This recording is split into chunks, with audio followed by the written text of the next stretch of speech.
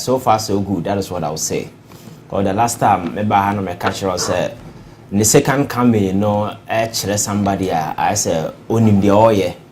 He's on top of issues. Sometimes the clarity of thoughts, not some of the decisions, and I will make it as a foreign team. Say this is a person with a clear-cut plan, what he intends to push through. He's ready to do it. And major decisions are what Takyi in say this is somebody onim the oye, and all that we are hoping is it will continue like this. Because as a president, one thing me person who say you have to be very decisive. As a president, there is no time to linger over a choice. I say you must always be precise and you know what you're doing. And I think that so far he has been able to demonstrate that with some of the major decisions that he's taken. The last time in the JB about the number of ministries. Now you can slash down from 30 to 23, I will say 60. And I think that particular thing is on course. And several other decisions are. Now, when now we have fixed the country, a whole lot of agitation there, cause now major part of it has to do with your friend is a constitutional review, and I think he has set up a committee. Your constitution, review, and to me that is one thing I am so much impressed because Captain, your constitution. Now clearly you see, this is a document. Essential portions of it outlive the essence, considering where we are today. And you see, constitution is supposed to be a living document. I reflected the daily aspirations of the people. And to Uduru baby, Nani Pano, Ejina 2024, na constitution Ejina 1992. There is a clear gap. There is a need for us to, just come together. And I think that particular decision to review the constitution, is cool. Now there are critical portions. Me free say now you turn the things around. We can't about Article 71 holders and then as a forum. But I think beyond that, there are several things that we need to do. I can say this per day my government officials because more to coin as a for it's a waste of money. That money, you bet me a channel to other areas, you bet me offer job opportunities for a number of people. These are some of the tough decisions as a president that you need to make at this point in time. So I think so far so good. But one thing I can't has to do with the elections. Over the years, it's one thing statement about one thing investigation because I don't know how far that particular investigation I get it to. And yet they see what was an ano. The G3 boni pabim to man not being tipete wabonting, and you have people sitting on radio seeking to justify this barbaric act all in the name say for one two or reason. Captain, but who's the president here investigation? But you see, these issues are becoming one too many. It shouldn't be just investigation and we hear nothing. This issue is something that we need to pursue to a logical conclusion.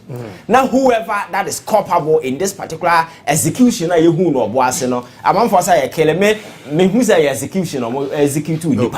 And in a civilized country like ours, we can't sit here and be entertaining some of these things. So whoever are culpable, so far that particular execution, of course, is concerned, that investigation must be conducted in the full glare of the public. Sabaya Ghana for being confidence once again. Well, we live in a country where state institutions have become some kind of bandit groups. Anybody at all with arms, can just shoot and kill people. And when it happens, you don't see any seriousness on the part of the state in pursuing some of these things. For instance, how many times I am a police for? The only time yet proper investigation and they see Okumase as a wase. And no crowd didn't say that conclusion. They say Nipana not committee, not a high court judge. And he was able to, it was an independent body, a better trouble until you was a sound crew for no crowd, no money for said and police for a canon. But 2 years ago, on chain claiming so way for. So when you have state institutions engaging in some of these things, I think there is one thing hanging on President Mahama, even though he has given assurance, say it will be investigated. It shouldn't be just, it should be investigated, Captain. We need to pursue this particular matter. Whoever gave that kill order, whoever killed who, as a Ghana for whom, Sabe bet me both in the confidence in Ghanaians once again. Because we can't just wake up a day and say, and now we call demonstration crowd usuro. Because any trigger happy guy with gun no can just shoot you anytime and get away. And the state will not make any EFSA investigation. We cannot live in that particular country. You go into elections. You boni patrol for almost 4 good years. You tell Obia folding the arms. Obia call for investigation. Those who called for the president never listened to anybody. So, Ebasano minor baba banana republica said, we don't value life, and that is what I see in this country. In recent times, some of the commentaries that I listen to on social media will justify say we don't even value life. Because in another jurisdiction, you can't just do this and get away with it. You're sure. You can't go to America or any other country and say, "My boni patu sa akeke," without any reason. Now even George Floyd didn't be no people who were responsible, they charged them with murder. And I know Abrante Yokobo Mami to ewo the fee ku near America, or also no, they charge him with murder. So you know, say, in as much as we're professional, no, you have the luxury to be, exert force and then as a form no, you are also limited by certain law, and you can't go haywire and do certain things. We are nobody. But Captain, in the last 10 years, incident yes si okroma ya kunwe ya bo wetu ya esi akwache enkransa ya kwachi obi woni dem ahomache ena yekokun no protest na sefo e bai na nipa da so wu hwan ena yetimi akase ya investigation we na logical conclusion ni what be da yetie na police officers a yesi omo na billion van omo ta chire yetie no kwose police cells ye ne bai ho so ahomache na ye yina kobo di tuo.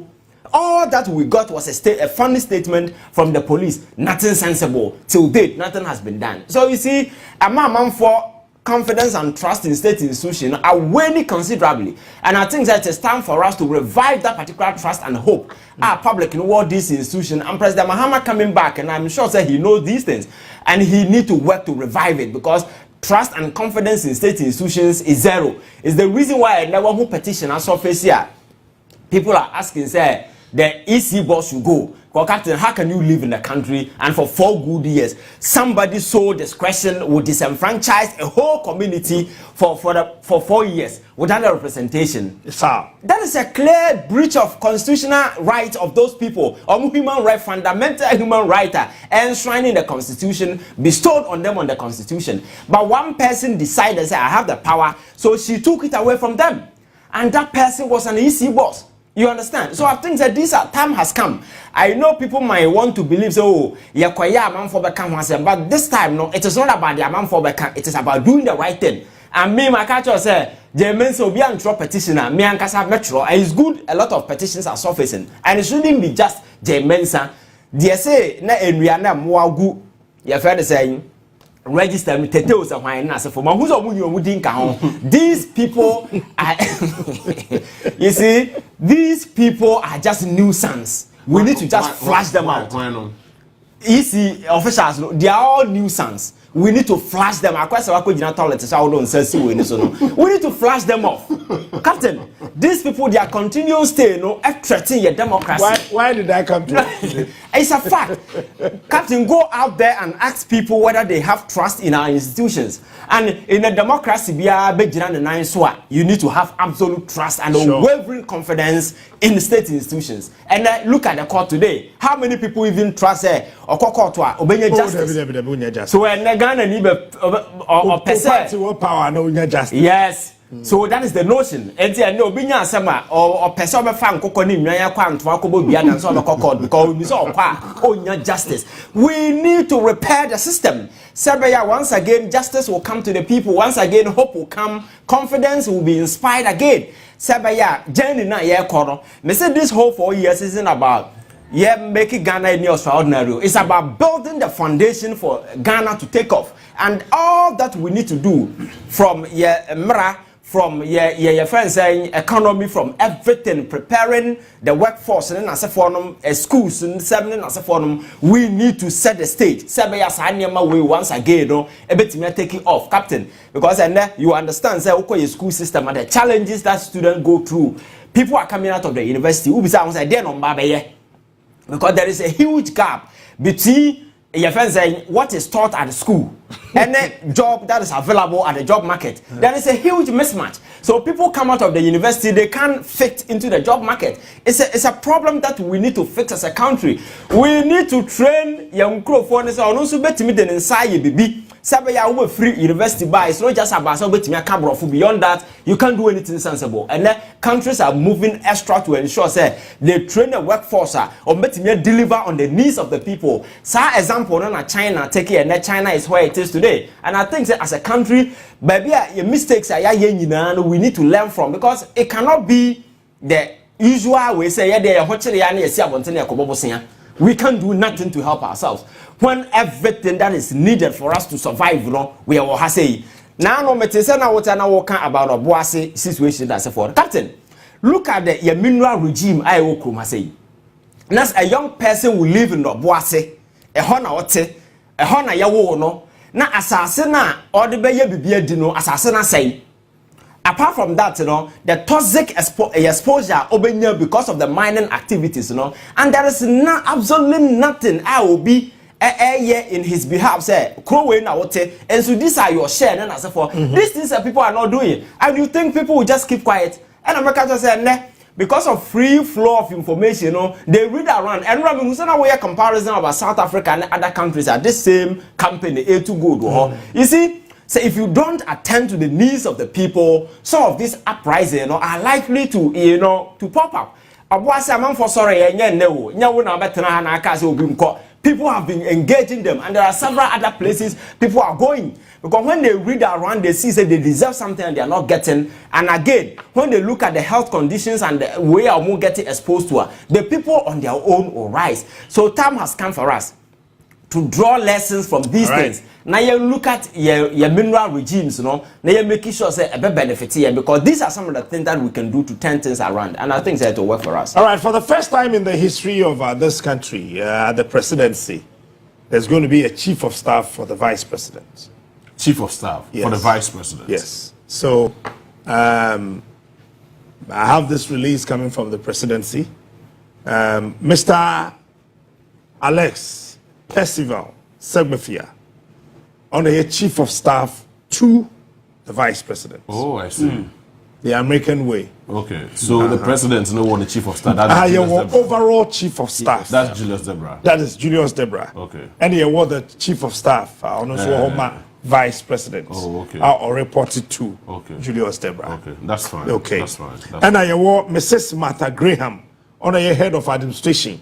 She say, "What we are doing office of the vice president, and I say we are doing vice president office. We are doing vice president. They have been assigned a particular. They are assigned a particular role. Yeah, you have a proper designation. And to say who say vice president office one administration in Korea, they are come me Alberta Graham. No guru boy be. There we go boy be anya adwuma ho. Oh. And he head of administration ba me Owurayere Alberta Graham. And I say Professor Theresa Enin, a presidential staffer and special aide to the vice president. So the professor is having a professor as a special aide. Serious combination. Serious combination. But the professor in there.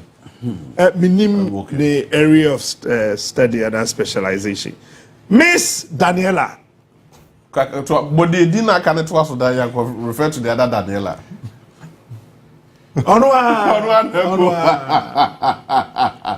Miss Daniela Matthias, secretary to the vice president. Oh, okay. Secretary to the vice president. Dr. Samuel Ofosu Ampofo. That's Sami Photo. Sami Photo, a policy advisor, political, to the office of the vice president. Oh, I see. Professor. But you see, strategically, before I mean, we're positioned at a very romantic areas, strategic areas. Maybe to say Professor Alabi, Kyei chairman, Ghana Commercial Bank. What how to say? Kogune. Professor Sharif Mahmoud Khalid, one man minim na wa ben e ba ne sikasem ntoto ya wa ben pa. And don't forget the vice president, by convention, head of the economic management team. Sure. It's Professor Sharif Mahmood Khalid, a policy advisor, economic, Emma vice president. Then Dr. Hamza Zakaria, also wa ben e ba ne sikasem ntoto ya academia for nko professor also a policy advisor economic and afi Miss Mansa Amwa Ewa Erengibel that's right also a serious finance person. Oh, okay. So also a policy advisor finance and office of the vice president and afi Dr. Mariam Rahinatu Idrisu policy advisor social sector. Oh, I see. Because they say, President Amayati say, Vice President office, work hand in hand with the Ministry of Gender, Children, and Social Protection, and 3 other ministries. Education can say unsupervised ministries. That's what I'm saying, that we should be able to define the role of the Vice President. Absolutely. And Mahama has done that absolutely. Absolutely. Number 2, Amma Pratt. Oh. What's the pride banner? Amma Pratt, and a press secretary. Emma.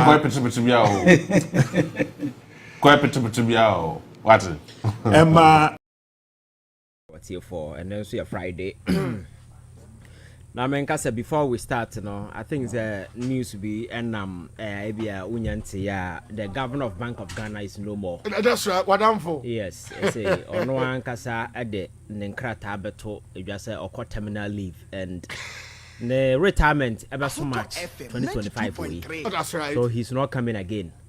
So the governor of Bank of Ghana, Addison Okofie. That's right. President Mahama Jina so appointed a new person, Dr. Siama, or a former second governor of Way. Exactly. On a take over. So breaking news in the say, if anything saying the governor is no more. And Ankasa Ejajumanato.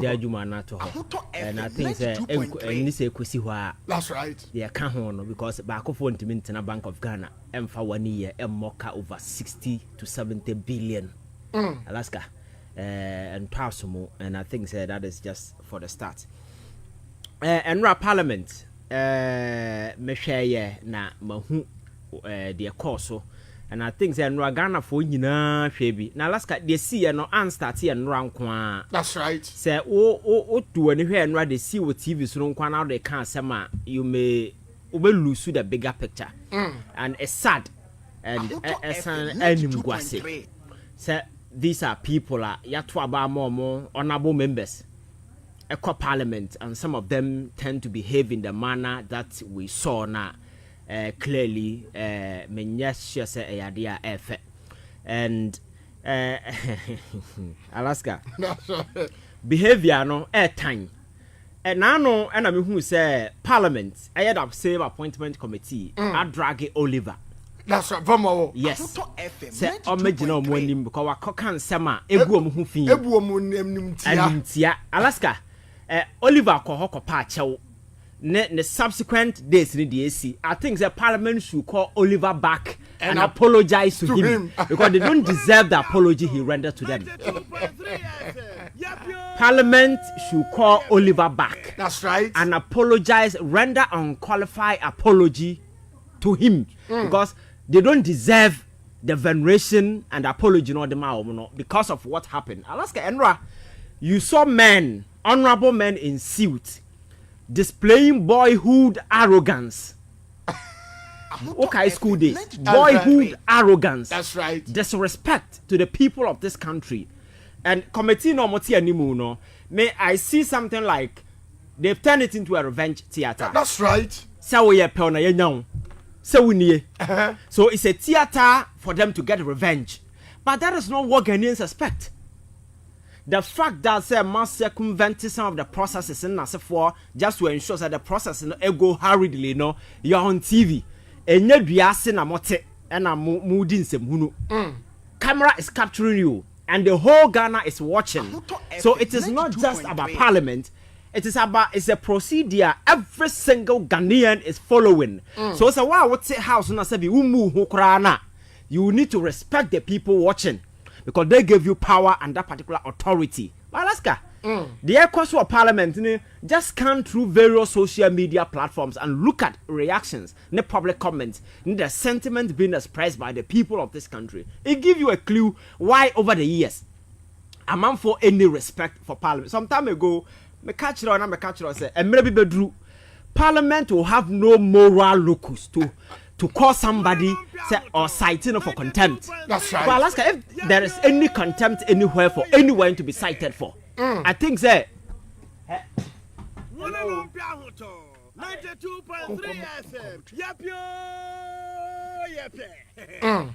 If there is contempt anywhere for anybody to be cited at, I think say parliament members nankasa and yes cite or more for contempt.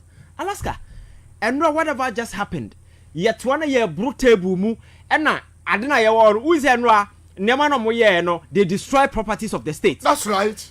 The following day no the only thing that your friend is saying the leader did is to overcarry paper say or render apology. That wasn't enough. Rendering apology isn't enough because this is not the first time things of this nature happen and the committee in the tenants and yahu how am fast what and even some of the questions some of them even ask I raise a lot of eyebrow sometimes personal questions why you do this but you see instead of focusing on matters that will bring the Ghana for a penamana bamuno we are not focusing on those things and abra way better na committee name Sam George. That's right.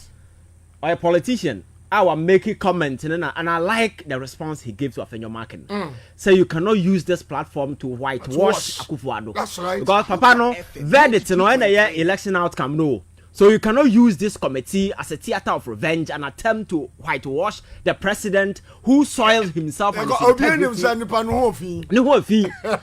And when Timian was no so this committee it's not an avenue for you to do these things. And now the same incident happened in Parliament. I say, woman, my friend head castle. That's right. At a personal level, I don't know what encounter on a way. I'm not on prenya yet. And look at how they've blown the whole issue out of proportion. Because these are two people that were not speaking to camera, microphone as well. A sideshow. But these people free say a gross disrespect.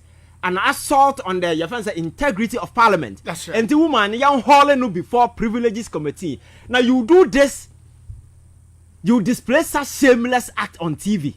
You embarrass yourself and disgrace the people of this country in the manner you did. The same person had the guts say Yemfre Obi to be cited for contempt. Then it means power na when you say we That's right. You have a privileged position. And you're using that to muzzle your way, intimidating. And you see, the world we live in, Alaska, it has expanded beyond anybody's imagination. You can't control the narrative.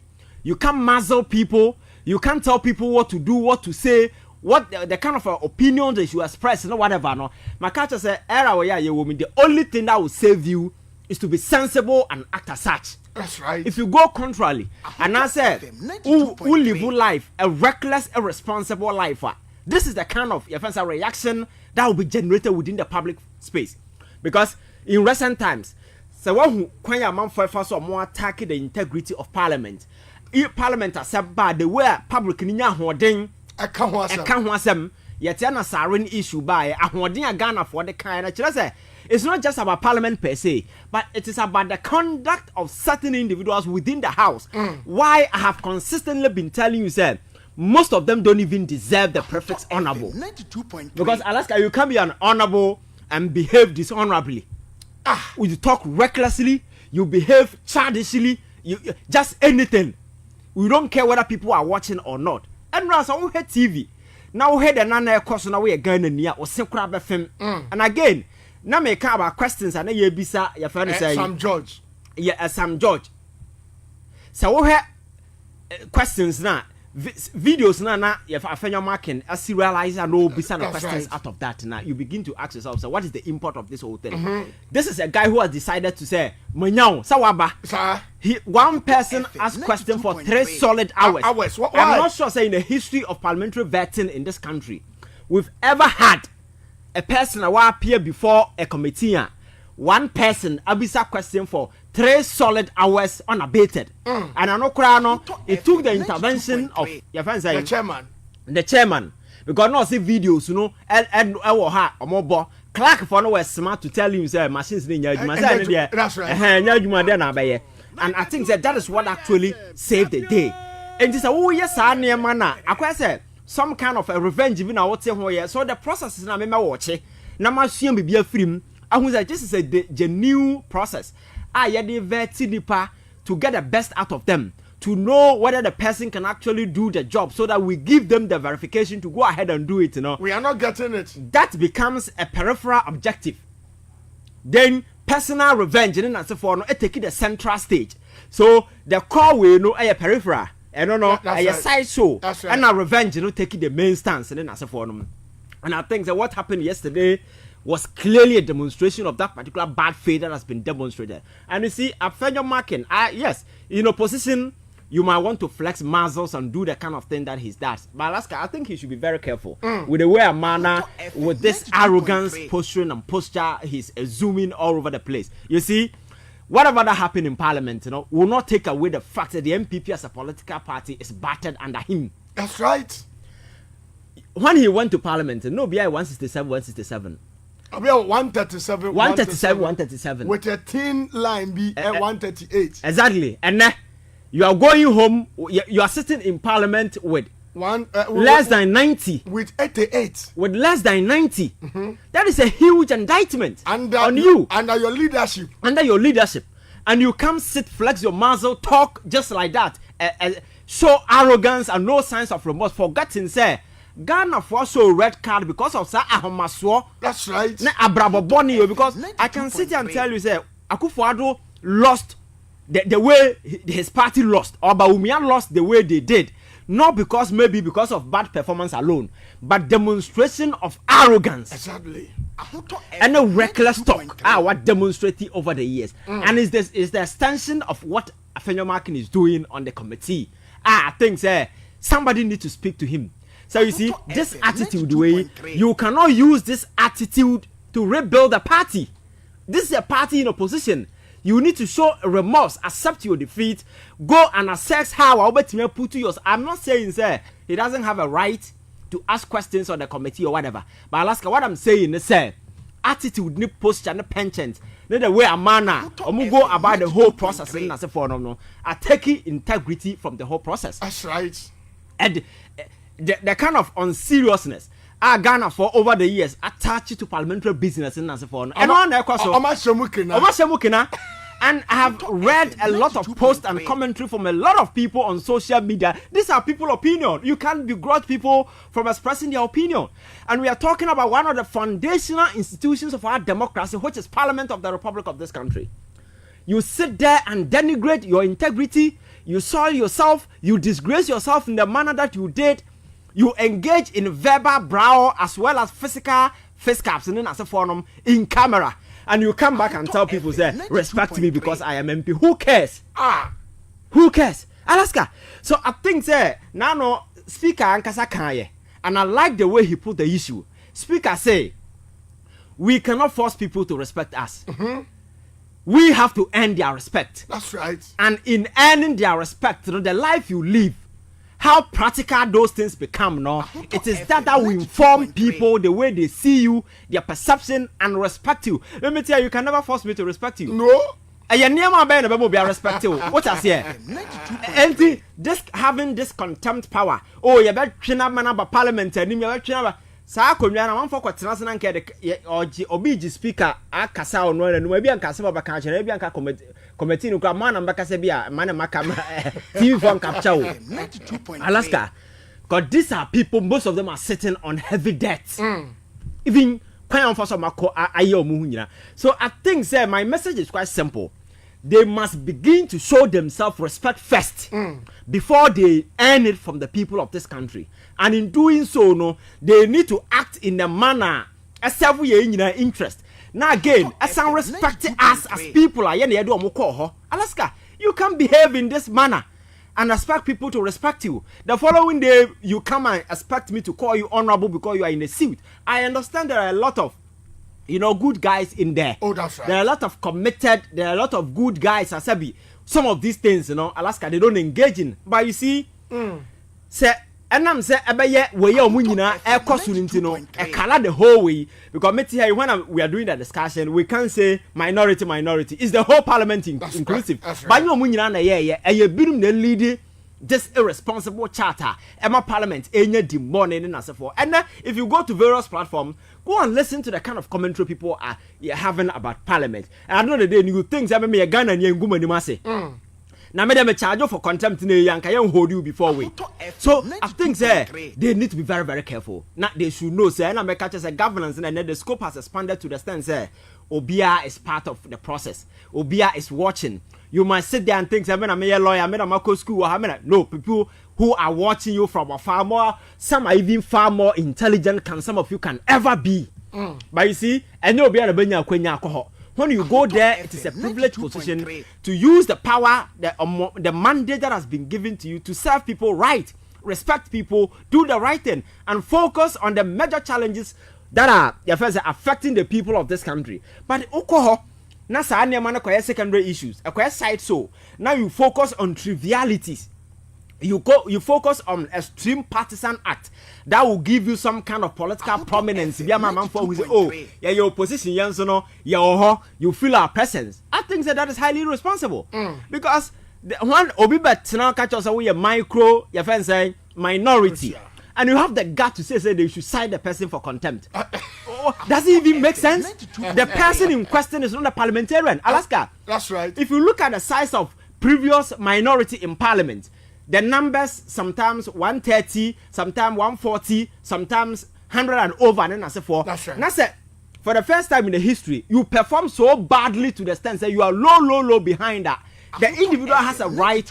Micro is an English description. That's right. That a person can just borrow to describe situation. You can't hold me or tell me the kind of word I should use to describe you. You understand? So I think we are pushing ourselves to a realm of your friends say nonsense when we begin to think that we can muzzle people to address or say things that we want. Micro minority, I don't quite when you're not to four board because men are made describe I won't call you micro minority. Because they don't even deserve it. And I'm a case of Afenyo-Markin or no. I could not tell you no some packet to a bimano or question dan chamber bimano. Yes, because that is the real size. You see, I'm on focus on more cancer. Now, when they are yay, Alaska, or do have grandson for the country and maybe a parliament or when you but time to I think they need to exercise some bit of. But I think circumspection. I didn't know, he's just trying to appease or base. Because one, under the leadership, understand now, minimum say, oh yes, sir, because now when you go on social media, they are saying, oh, this mighty minority. Mighty this, mighty that. But the question now is, after the vetting, usefulness we're saying. Alaska, and maybe the whole process in Ukraine, maybe an Ghana for committee or multi-wing, and mean deny will be so many your friend say you. To me by young passing. Exactly. This committee for the first time any power. You see, most of the ministers in the per se at the committee level I got overwhelming endorsement. That is something most of them want. But this committee that is sitting ain't to win deny will be. Because they don't, because I told the dinner committee is on it will go down to the floor. That's right. Which we move numbers, exactly. So this whole thing, this arrogance, and if you want to energize your base, this is not the right way to do it. That's right. Because the MPP as a political party, vast majority of people most support the party, based on because most of them didn't even benefit from this whole corrupt cabal. That's right. But some love the party. And they see say our party is so battered. So at this time, if you want to rebuild the party, you employ wisdom and intelligence and smart way of doing things. So we are better to rebuild the trust because as we speak, Alaska, trust is broken. Confidence is no longer there. People don't even know who is going to lead the party. That's right. The kind of this your friend saying leadership. I so brutal and a cynic. You don't even know the kind of way Omokono Sanyama we cannot your friends build the MPP to gain the confidence that you want at this time. That's right. You think MPP base, is this kind of way no more pay? Alaska, they want to know why they lost the election so badly. That's right. They want to know the next line of leaders, how they're going to do things differently. But this constant bastardization, assault, attacks, and way, you saw what happened. The way Afenyo-Markin was insulting the clerk. That's right. In camera. I see clerk no crano. And this, now you're changing. Yes. No authority better. Yes.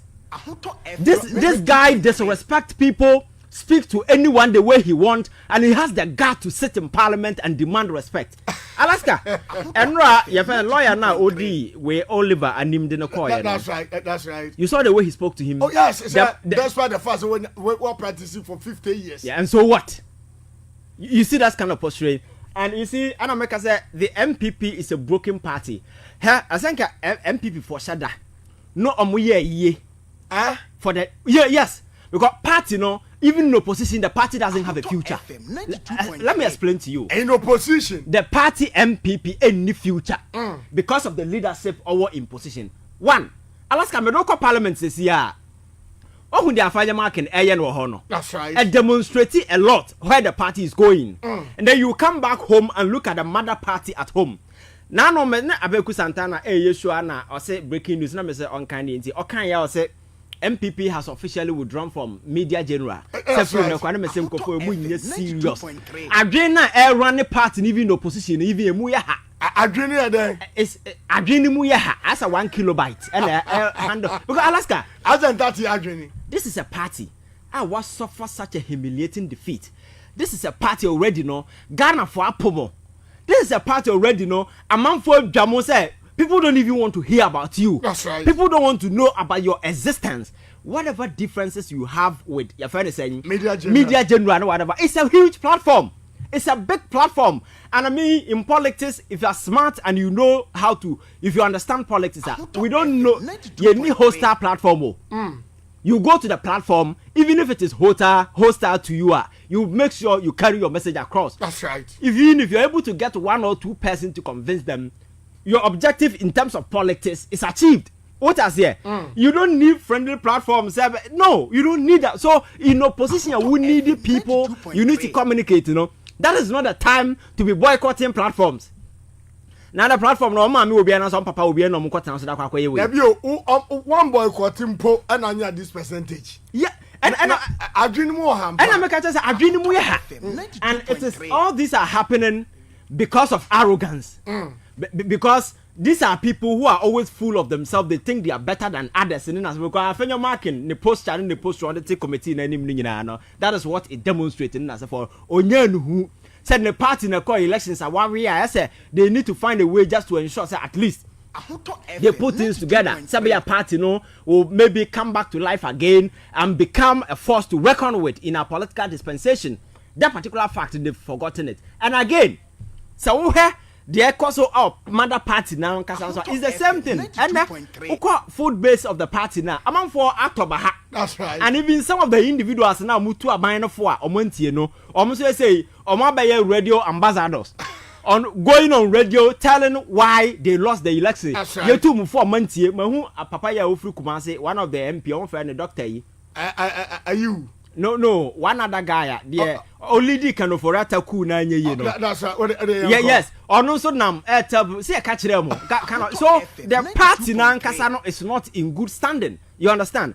So I'm expecting say as a reasonable men who have done politics over the years and claim to have enormous experience, you channel your energy, your wisdom, your experience into this enterprise and make sure say you rebuild the party.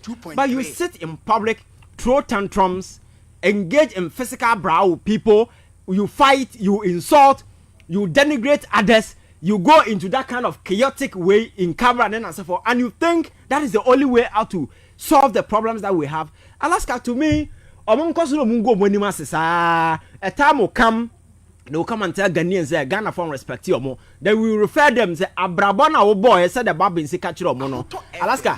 Now, my can't say what will be a ode isam asra na nima ko gina camera nima na nim yetuntum da. David. Who be that? No. So what is some sra wanim? That's how kwatena camera anima. You appear white, you will never appear black. So what it means is abrabona wo boy eno, ene abrabona wo bono. That is what you get. Abrabona omobono parliament, ene kwan on faso omototo omonema out there no. That is the mirror image Ghanaians are reflecting for them. So you cannot demand much. You cannot ask for Ghanaians anything beyond what they are giving you. That is the kind of response. So I think that we respect Parliament as an institution. We respect Parliament in the authority. It's unfortunate certain individuals have decided that they will mess the place up and dig dignity because today as we speak, the integrity of Parliament is in the mat. Right. Yeah, thank you very much, right. Jennifer Bedu. Yes. So these are people out there telling you you catch them on Wednesday and as a forum. So Alaska Parliament, I think say as a speaker in your time, no engage you more, no catch you say the mere fact that we are MP our doesn't mean that we wouldn't be such you be any privilege being a wenya. So you need to live life, do things in a way. I don't know, man, for that respect for you because you can't live this kind of life. What we saw yesterday, and it's not just yesterday, we've seen a lot of incidents there. Also, parliamentary way, your who questions are also quite bad apart from what salary, quite bad as fast as winners, and there was them. Then I said for them, whole lot of silly stuff. So I think that they really want to regain Ghana for respect again. They need to live by that example because my culture wouldn't mean for some answer when you could and expect that you look black. It's not possible. But I say Ivan Kyei innocent exactly 4 p.m. which I'm going about to see. Minua, afi ma menka me wura mu aso ahunu a menyaye wo Safari Valley Eco Park in Trail. Emra yeduro pe akwantifo akwankyerefo a won ho akokwa agye de yemfa akwan a yebefa so nya so ahunu mu na ngye yi. Na wura mu ne twa ye ho hia fitimra ye wura paye ni no. Ye humo bi te say zebra, sable antelopes, crown cranes, mara. Ghana to say. So far so good. I think that is what I will say for now. And we're just hoping that things will get better. Because Alaska for the last 6 or 5 years in here on this particular platform. That's right. You know very well, sir. You can't send me, and we were looking to change ABC. Lo and behold, that change has come. The question Ghanaians are asking is, so the change has come. What is next? The expectations are quite high, and be a shady ABC. And I make her say it's not just about the change. It's not about individuals. More position. It is about what you do with the power. It is about the change. You know how a bit impact on people. Then as a forum. So I think that these are some of the key things that Ghana for share new move. Say who say change na people advocated for no. Oversee the business as usual politics and will be no. I can't just say politics. Kroma assistant. Our mindset be so and so you do and so you way do doc no because and Ghana for watching the political landscape with bull's eye. They are interested. The youth of this particular country, you educate a lot of them to know, say they have a vested interest in this country. Like a company, they are all stakeholders. And the company is being mismanaged as a shareholder. You have every right to make sure that things will be done right. So I think so far so good. That is, and then right now may catch Captain Smart said Mahama Shasi say Sana or corner there. That's right. I think it to be good because Alaska, I like the directness, the authority in the tone, and the clarity of thought. There is no ambiguity. That's right. I don't know. I wouldn't say the oil. And some of the directive are babontin. I think they are cool. For instance, the directive halting sales processing and everything of state lands. That the kind the wording of that particular letter now very authoritative, very instructive. Munjai. Exactly. And you see, my culture says being president, exercising executive power. No, this is how you do it. All that you have to be much concerned about, and say the way no is right and it's rooted in the interest of the people. That's right. So you can command, instruct, and make sure say it is followed through. And I think that I like that particular directness and that boldness. There should be a leeway. No, there shouldn't be any ambiguity. There right. is no time to linger over a choice. And fortunately for Mahama, being there before, no, some of the things that he's doing, you know, our whole experience. That's right. That is why he's going this straightforward. Because minister do saying for instance, I saw a letter from your friend Callustus, executive secretary. That's right. And also no diplomatic passport and the service passport. Chroma open them about ya bisu no chroma. A man for GRGB more girlfriends and baby mama and I say for no chroma say. And I think said the instruction they are very direct. Wow, what service passport to be no up to Friday. Make sure so 24th. Exactly. Making sure so all return it. Returning our return no all the service passport and the diplomatic passport will go through thorough review. That's right. Now set standards, ne criteria as will be meeting and sana dia man. These people, you know, meet na. That's right. Now who we are, because there are people in the past administration they will need some of the service passports. That's right. Former president they will need those. So and those of them are go back to them, no. It will go, and there are some who are still parliamentarians and they will need those things. That's right. So I think that these are some of ways the last time I talked about the investigation at IGP, that's right. I had my concerns about some aspect. Aside that, the lightning speed, or the yes, some of the appointments, you know, because Kyei Professor must be a president. It take you forever. And son a minister DC you got have been in 6 months and 6 months. A minuanum yen yankopoma.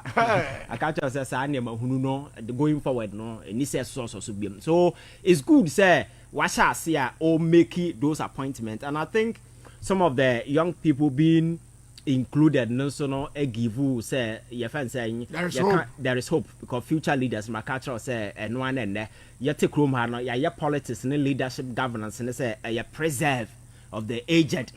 Until be a what minister 1992 Rollins are buying still IHAC to be ministers. Obi a why wait. But there are a lot of people are able to mean agrumo ama young people also the opportunity because we are saying that they are the future. Now future we need to put people in positions at this time as people will grow in this particular politics. They will take charge of the future that is to come. So I think that the approach so far so good. But I think that so far the way a manner things are going, you know, I just hope things will get better. I say I never acquired that economy. That's right. How do we bring it back to life? And I think that I never acquired Ghana for a share anymore. CD dollar. Energy sector crisis and as for Lumi, how do we manage these things? But you have a president, our culture say, I'm not going to blame anybody. This is the crisis we have, and I am going to fix it. And he has assured Ghanaians, say, Lumi doom sona banon. He will make sure, say, he will do whatever that it takes to assure, say, and we are seeing some progress. Exactly, because Alaska. Whatever be the reason, whether Akufo-Addo na year, the very moment Ghana goes into darkness, it will give a bad start to this government. Exactly. And I think the president exercising that authority and that kind of way, or making sure it's a hurdle we jump over. No, it's appropriate. And then Boku issue, I can't want to say one of the key area by straight to Boku. We shall talk about. Okay, straight to Boku, just to ensure. So we know, and he's very strategic. And any area biana a call for attention, immediate attention. Biano, these are areas silly. And see, we are say your Friday be loose ends. That's right. Make sure you clear out so I think so far so good. Yeah. Right. That was Ivan Kyei Innocence. This takes us to 8 minutes to the top of the 4 p.m. My main cow say why Kyei say Ma Ruby Richard Abeka Yensa. Now I lead with Sabo see and catch so Mamunyana Aqua Ba. Or say Aquala soap dear or ye Ghana Funyana Adam Fo. Or te say asubo fa na okoto kron kasro de biara da unya akoyala soap fabo suomu na fasra ebo pamusa sasusumboni bia efi wuso adai basa wususu sabi wuye adwuma ye to oto ayento aware nkoye adwuma nkoye ufifra nkoye bomode se obenya akoyala soap ne bedi ufie akaginem se eye diabetes enhitehyiwa esichire yare ana se kompo se eye pepu anampo ye samawa ana sebi sunsun boni bi hu sensema contact Ali Dusabo na bebo pa owo kuku ankransan friend was 0243 409 862 0243 409 862 na 0540 670 646. Ivan Maya President 6 end to Boku crisis. President John Dramani Mahama April to elections 2024 or kumeki a passionate appeal to the people of Boku say they should cease fire. Now he will make sure that when he comes, because anytime NDC is in power, no Boku issue we are strategically quite often so power regional minister crowd to that end no crowd. It tells you say the man is on top of issues. Oh, we need power. You didn't see so now. What tree pepe ni major assignment no aye Boku. Okono Oshia security chiefs as an Okodu Boku. All these have some kotuja. How do you make of? What do you make of that? Yeah, Alaska, I think it was a strategic move because I did be a best say we are CBSA from inside. What in a hospital paya obetias nipa kura wu free mu. Yeah, wu free mu. I did be a best political party best say breaking from within. Okay. And you have lunch maintained as a foreign breaking away from the MPP. Everything the best say we are CBSA from the inside. And Ghana over the years now never acquired to me I internalize it. I am proud of your coexistence peacefully. Muslims, Christians, various ethnic configurations, we've been able to go assist in peace over the years. You don't see those your friends saying overwhelming tribal differences now. Sabi ekofan tokwana na sefoba. Otu wani hweye nuanum Nigeria. Nigeria is a sharp heterogeneous society, different tribes. That's right. And very often there are parts you a Tom Rebecca won't even cross to other part, and then as a form. So Obiano all can't your friend is saying how I bet me I bring a potable water and as a form. It is about conflict resolution. And the ya budget na sikapudo ni ya tama ya de kopatan tokwa. So nipa na war no welfare is not a priority to Obia because we need to solve that particular issue. That is why I'm expecting Senka two fashions now over the years. Or more yes we know come together. Now whatever be the differences, or more ankasa ebetimi a settle to certain extent and send a government to crabum. Alaska. So what if ye? Nasa wono yere kwa.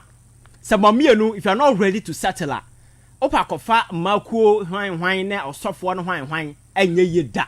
Da on baba kan okran sa ada na nwumire na mbekum ho. But the two of you no must be prepared and willing. So we are ready to let go whatever be the differences. There na yas as so o resolve enye ye.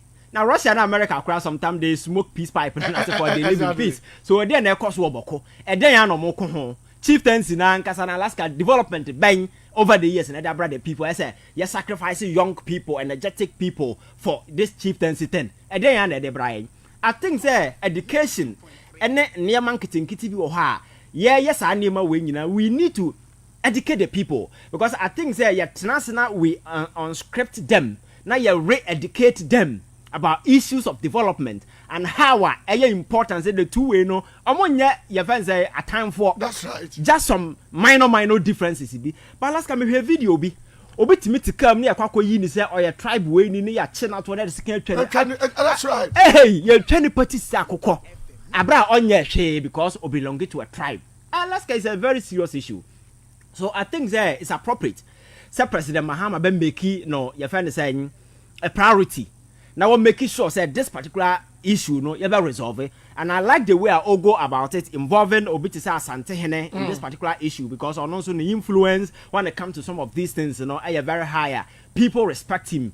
And whatever that it takes to ensure say a broker peace deal we need to because at this time we cannot be spending our time on these trivialities and as for now or that is why the last time when I came here I was so much pissed about what was going on between Domahene and Santehene and I made by saying then you throw my say who cares whether one another buy and also papa buy oh nobody cares what the people want is job what young people want to see they said there is a future for them what young people want to see is oh secure betim their hand now when first saying o kingdom na so anasa o kingdom no so na your business and yet here na some kingdom what I say na make no how obetimi use power and influence na wo no to bring development to your people sabe ya onkrofo asese na mbesi ye that is what we are looking at not when we yes I don't know and you be a business so I think that these are some of the things as a year decade amamfo na amamfo te ase na yi amamfo free sa niema num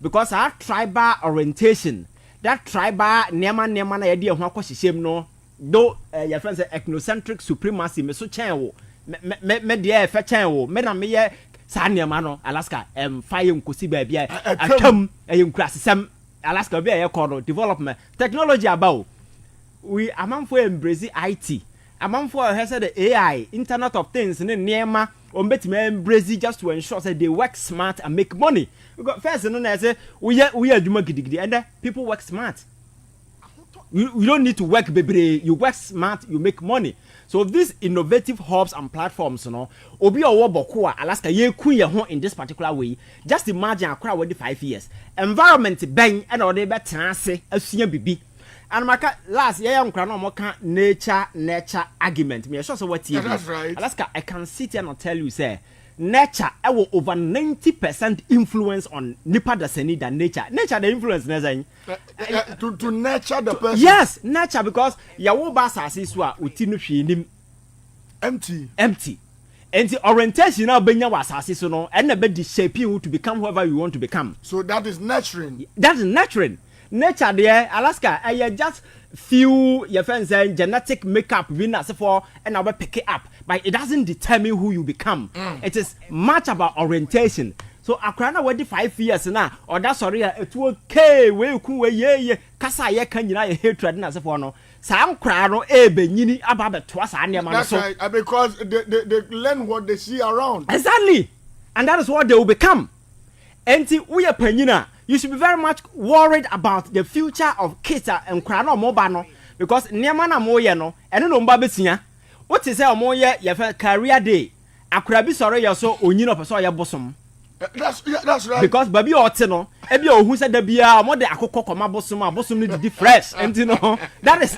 yes you can't blame them that is as well that's right obi say na no meti say obi say obetwi motokin akura because ohun say bra betiri ntamu otwi motokin da bi o discover fie that's right akura in the future no so you see Okada driver yes nurturing are very important so one pay attention to those things you may end up breeding criminals and on the last time I make catch about America why most of the guys end up in prison because broken home those kind of things most of the kids grow up in children homes children home no they don't grow in love they treat them as candidates so yes it's your friend saying survivor of the fittest exactly so it is about me so when they come out to the external world now that mindset mentality how they were nurtured within the your friends confines of that particular home no that is what they grow with and if you go to prison in America today about 50% of our man form end up in prison do not grow up in children's home because over there no mother love in her father love in her yet straight so nipa ni be sympathy those kind of things onibi and they end up coming to the social space and they can't survive they end up in prison. And there are extensive research on this. I think there should be enough reason for us to ensure we pay much attention to what is going on in Boko because Alaska. So one say ya Burkina Eboshie Ewoha and over the years we microphone Al-Shabaab and other terrorist organizations as for Omono. Some of these things are fertile avenue for them. Some people may even reach out to them for guns and then as a for them. At the end of the day, one say ya Bejin Samu.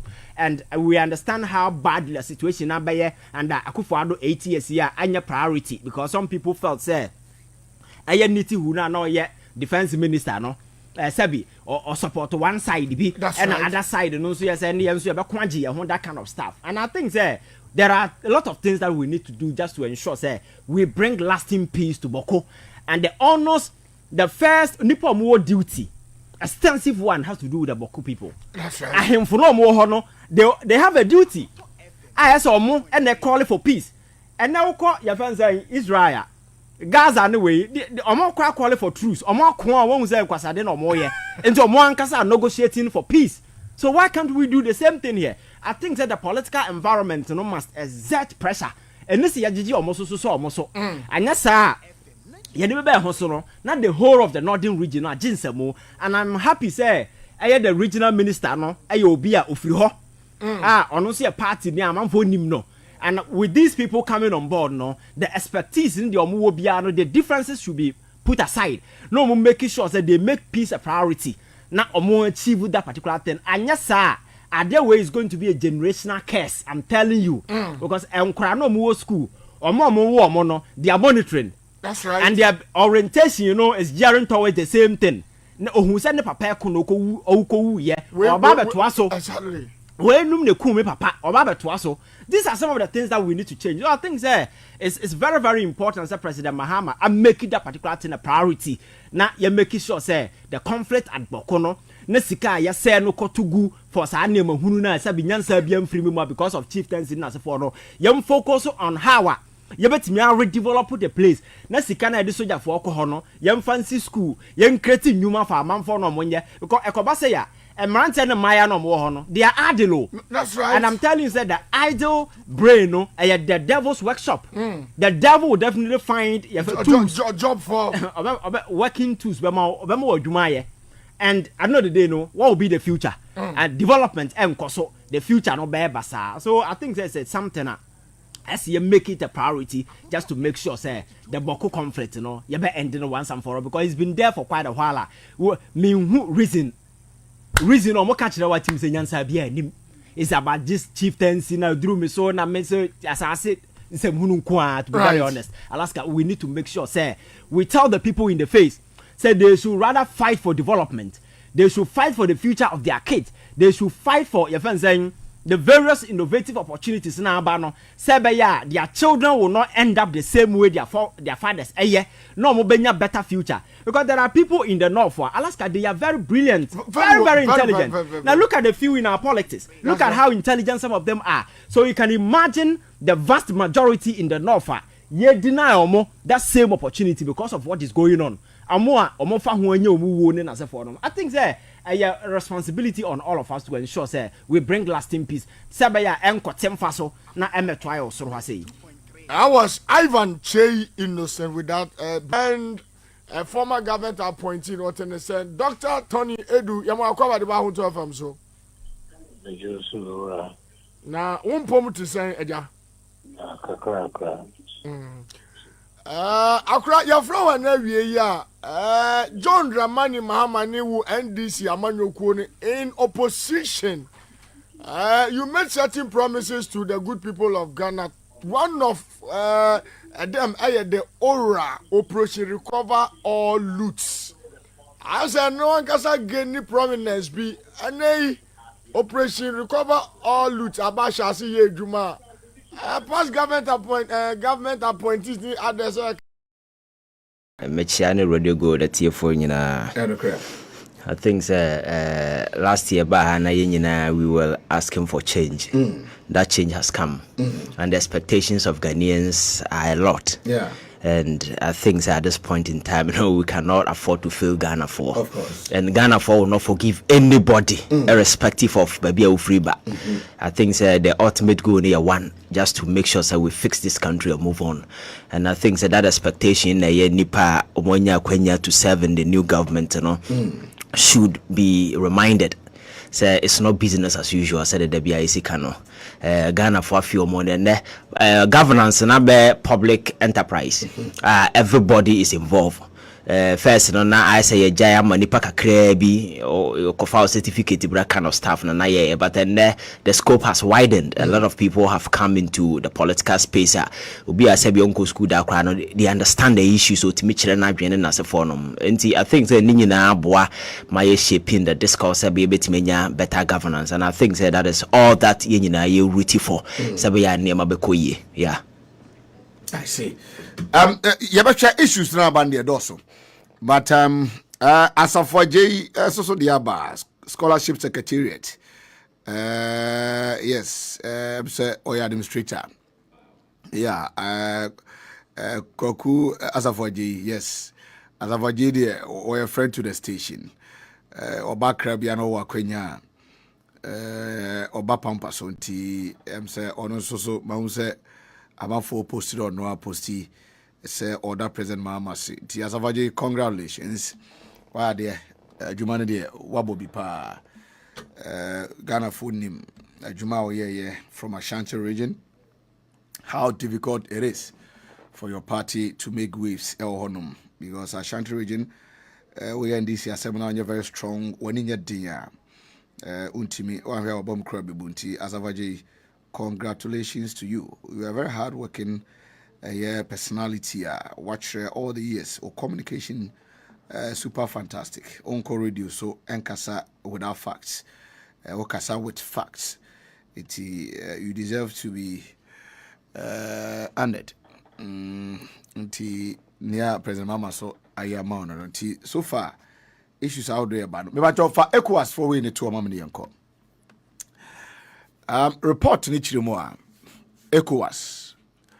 ECOWAS ekita 16 member states na officially Burkina Faso, Mali, Niger ECOWAS accept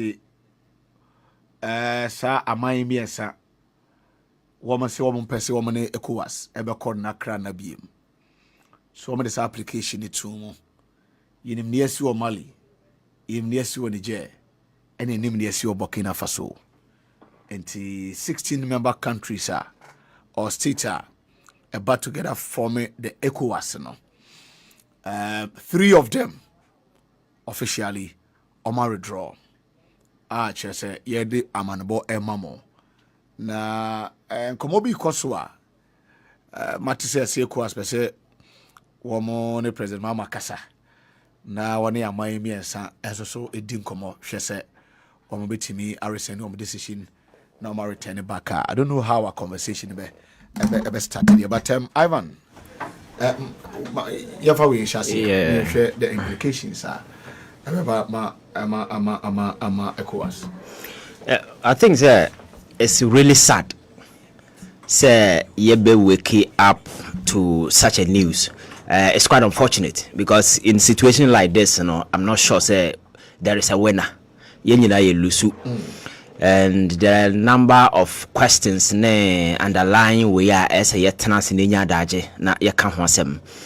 ECOWAS economic cooperation, one of the major way that particular organization coming to force. One of the way economically how our countries in Africa no betime cooperate among ourselves, yet trade among us. By no crano.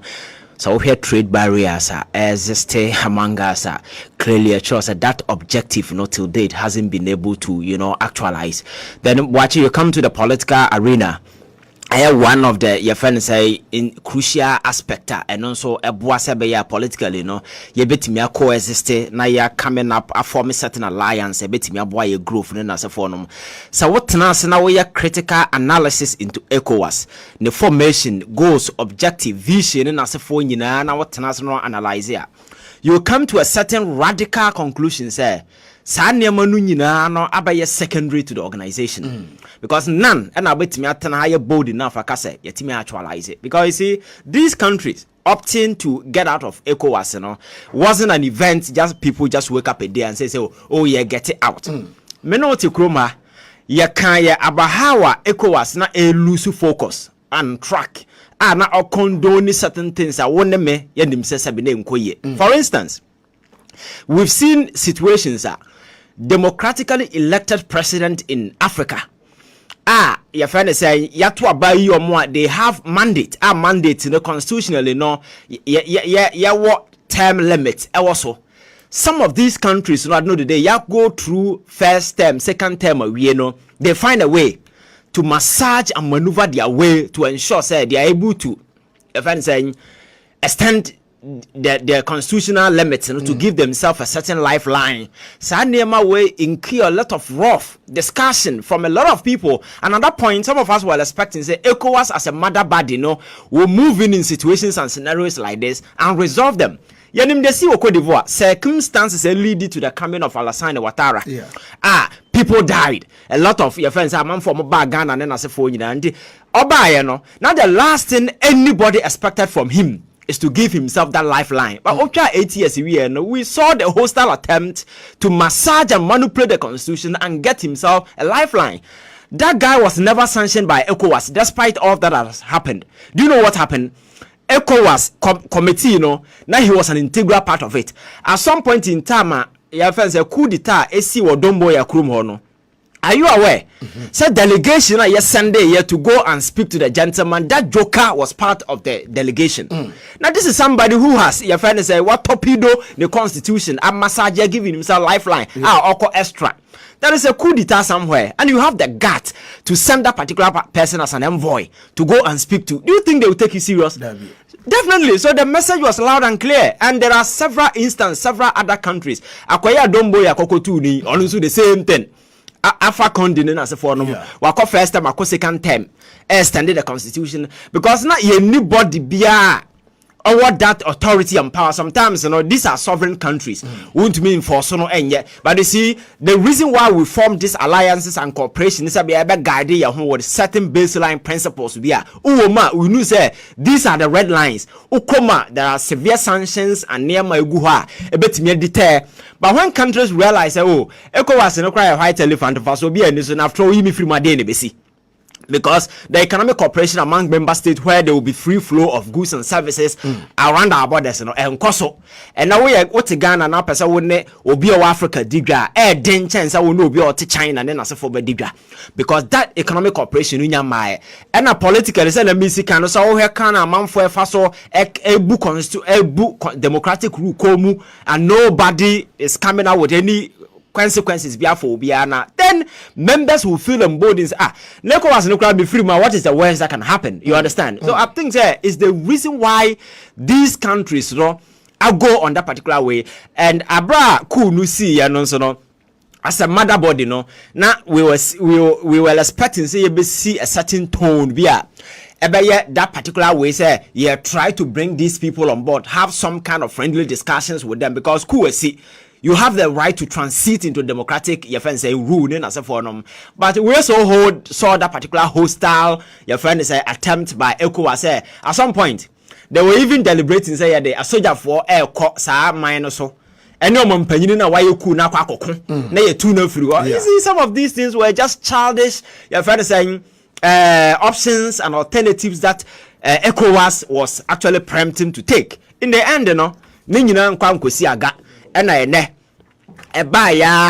Ababeduru say these countries who said there is nothing that ECOWAS can do, and their membership represented nothing socially or often nothing politically. There is absolutely nothing politically. It doesn't benefit them because after all, being a member of ECOWAS over these years, me tenase na me counting me gains, na me counting me losses, and if I'm unable to do anything, watch it. Getting out of it, me lose share. And I think that is the reason why these things are happening. And they are very dangerous. You see, now me cultural business, I heard the geopolitical arena in there. There are emerging forces. And then the unipolar power, now man for say the people are calling say duopoly, some are even your friends say tripoly. China, Russia, America. These countries are looking for allies.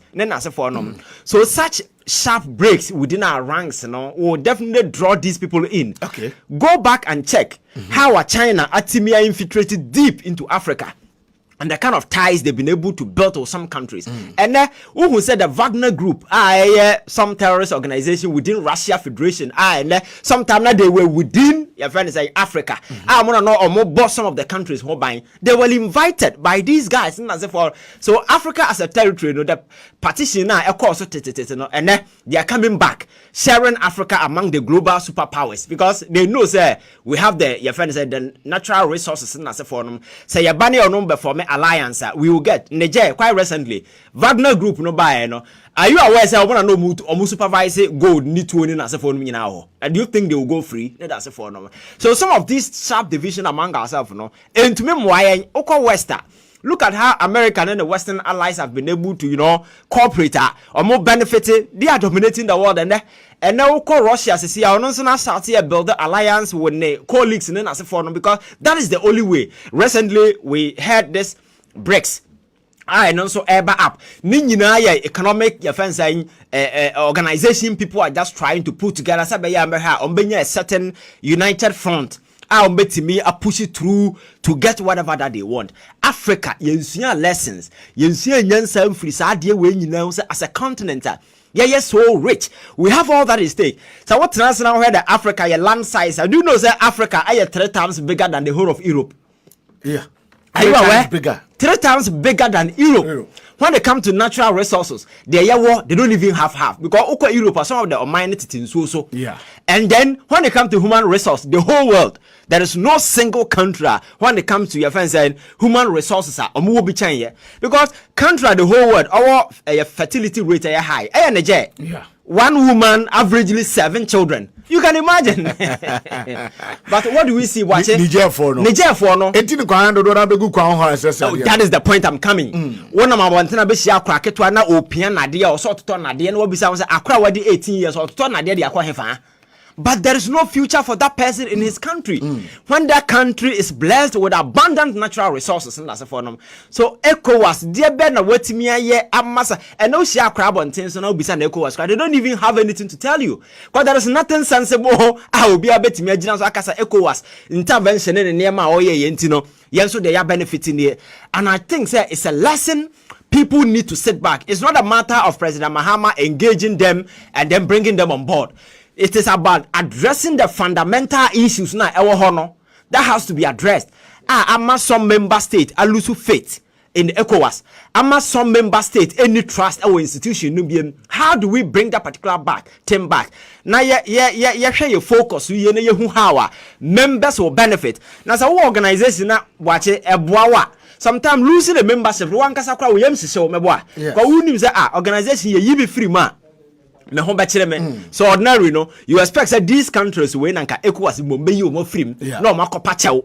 But there are very people withdrawing. It means that they don't see any benefit being part of the organization. You understand? So it's not about going to talk to them to bring them back. No, it is about addressing the fundamental issues. Now our grounds now some of these things. How resources, both natural and human. Now so turning into some kind of something good. Now you are benefited. Not constitutional.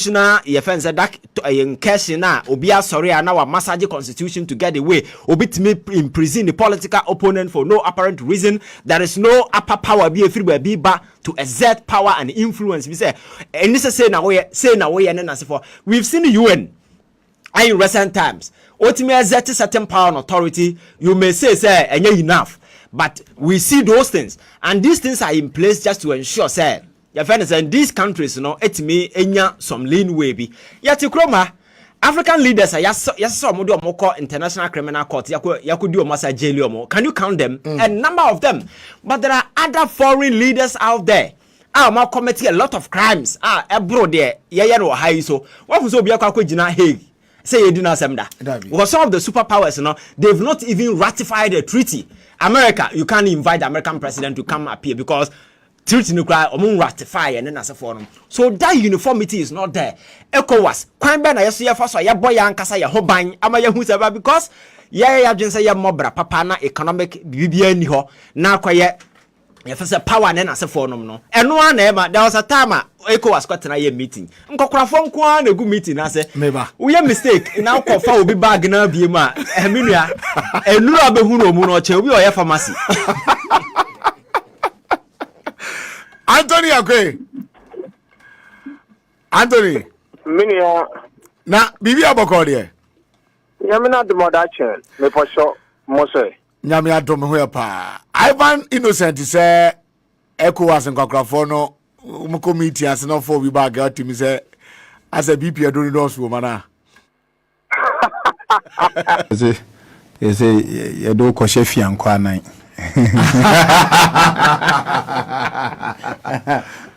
yedo ko shefi asemi na wa boss we go and yes irenchi pese said I didn't contact mo Kenneth Kokasa na mo get them call back na you NCA boss. Okay, your platforms in modemaka ho your platform but That issue there, me person me discuss with you. I can't say discuss, but me can't be a pipeline move out. I'm saying I'm going to shut down. And see and tea. And I say so say your man call. What about the as what you do so? I don't think so. You have an appointment with you. I mean, I'm catching. You have an appointment with me. I have quite fast. Big ako. One year was secretary to the NCA Director General. Close read the TV station. You heard on the back. All kind news, so I don't say news. All kind of about shit. Obi crab bon you let higher pitch and no marginal lances. But the truth of the matter is that NCA to me switch off radio station. Yeah. Unless the IT for us or whoever to switch off. Sure. And yes, I didn't go. Was your doom or you or them? Ha. Intina. Or Modern Crawford by hey, as the oldest big Akokramun to me. Oh, yet to me your honum. And the Abear say, and there for Louisa. I go say what you do. I go see what you do. Oh, so when you're there. Yamiadom. And it's 29th day of the month, right? Yes. Just after soon entering 2025, we are ending there. Yeah. But January nache. Time flies. January nache. And a DNA papa. Some of us school fees. A DNA 1 year DSC papa. Time and season happens to all. And 2025 will be an interesting year. Ya chiawa TFO nyina na de ba ko da makoma so pa me de ba haye setting up the National Dialogue Forum of the Government. Okay. Economy no dey no. I mean, my interest is the economy. Okay, and mama fa we so small. You say Ghana enter into a deal with official creditors. I was coming there. Yeah, for $20-something billion. Sure. Relief until 2026. So my main chairman is Ivan. The ECOWAS for Nkokra for the secretary. We secretary. So and let me say Ranford say open one of the sharp brains a year Jumade change of government by take it, leave it. You can't take Ivan out. Madam Fubin the can say a Tom Rebia in politics, Nyan said the Shenkunieti.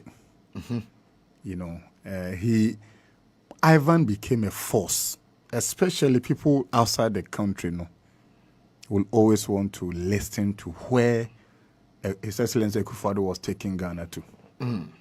You know, I think I'm not here to do lobbying for him, but appointing authority, we have to a bit open their eyes. Ranford, I say so because you see there are people they became the life wire for the victory. And reward must be given to the reward is due. Take it or leave it. And for me, on any day, Ivan was one of the life wire. He became a critical voice in analysis, in commenting. And these things were done from his pocket. Ofila she been about how. Yeah. You know, so let us see to reward people a big ginger the forward march of the cause of the party. Having said that, and for me, I've also said,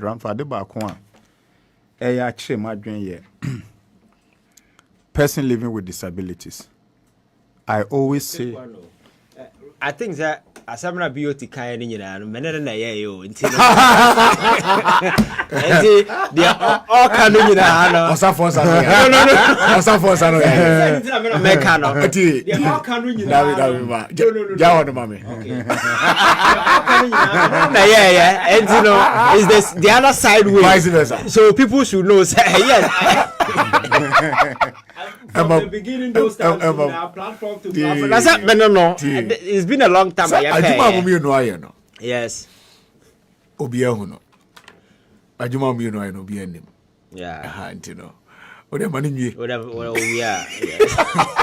But Pacho wawi. But me me person me dey we come with you come with you man. No. Me come as you know.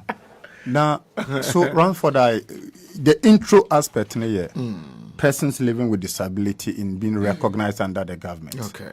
And Ranford, campaign time say offer obi adwuma ye deserving, but people living with disability in NDC did a yeoman job. Yeah.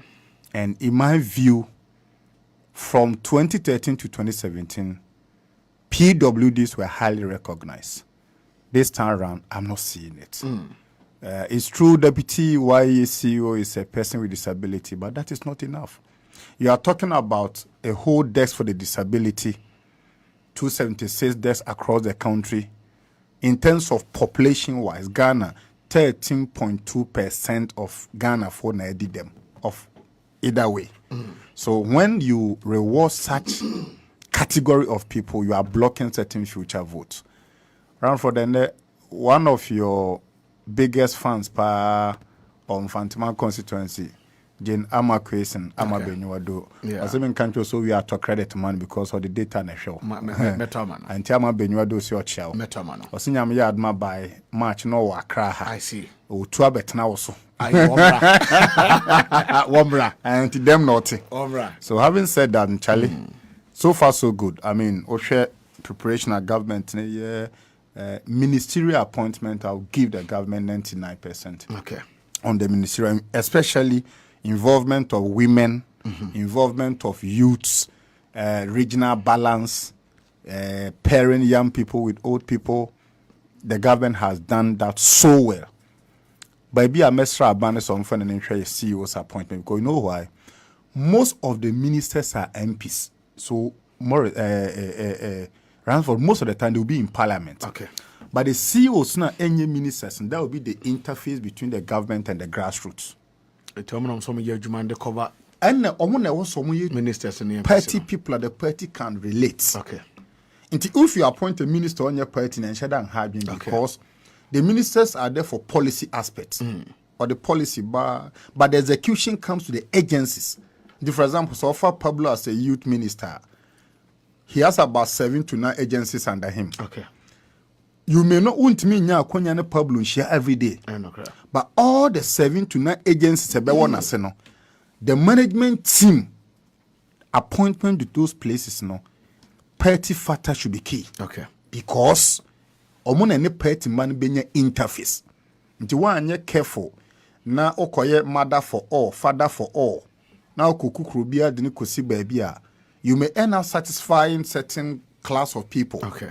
But eventually se party bana free latebi okoshe e free teshi nungwa awoshi enya ablekuma techiman south bahwa there will be a disconnect between the party and those CEOs. And those CEOs also implement the programs of the ministries, international service, YE, NIP, MASLOC, Scholar Secretariat. Those appointments that must commend is in order because the people put there resonate with the grassroots and the party people. So having said that, I think that for my initial remarks. Okay. But yeah, shares here with that of the economy and the 7 member committee. Now, me bra man in territory mas. Yeah, only na share that. Oh, okay. To be a betum. Oh, do betum. I share ya first round the course. Oh. Kram ya interview about we say ti ono de share che. Me the economy in here. And yen for economy no we are no about. Round for one say, let me come to the creditors committee. Bosia bonya de boni. And I don't want anybody to say NDC bobosia and yet no. Every government we taxation free where or net source of revenue to cushion with developmental agenda. Borrowing. Now offer every businessman there are good and bad debts.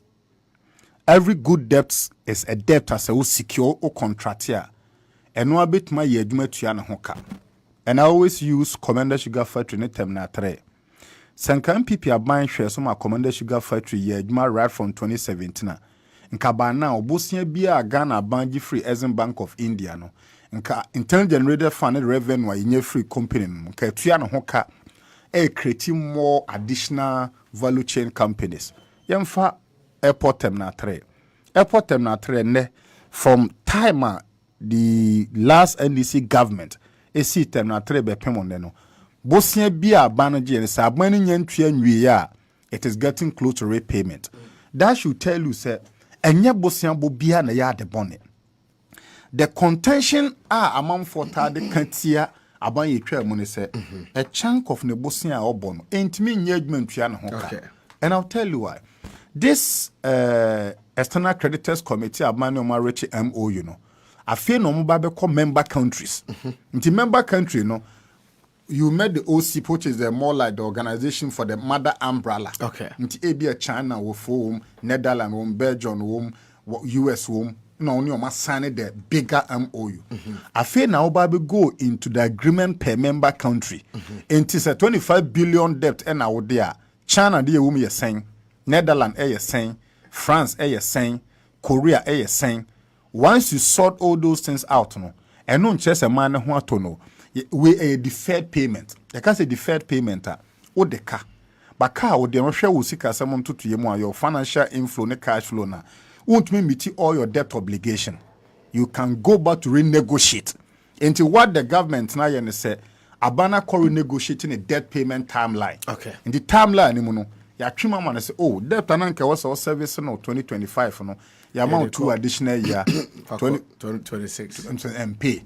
And a ban for so a woman say, a mark ban the fiscal space to do other things.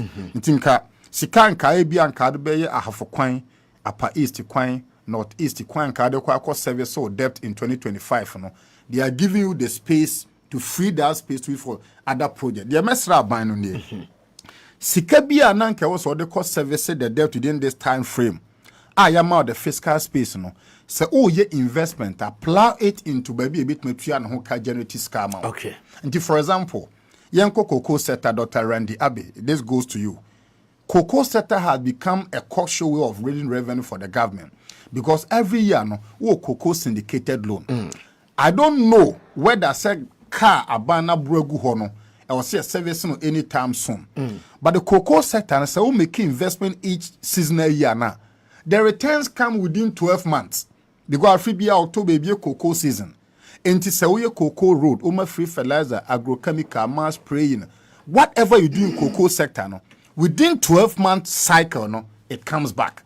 Enti there was a finance ministry at TRC say the fact that when you kwenya ama extend the debt payment for the next 24 months no, is not a guarantee to spend money anyhow. Rather no, it is incumbent upon government to say okay, Sankana was saying me 12 billion to China. Me amami 24 months to go. Hefana met me this 12 billion na share. In the next 24 months, no, getting it back to pay no emma problem on my. Now let me go back to the National Economic Forum now banner for me no.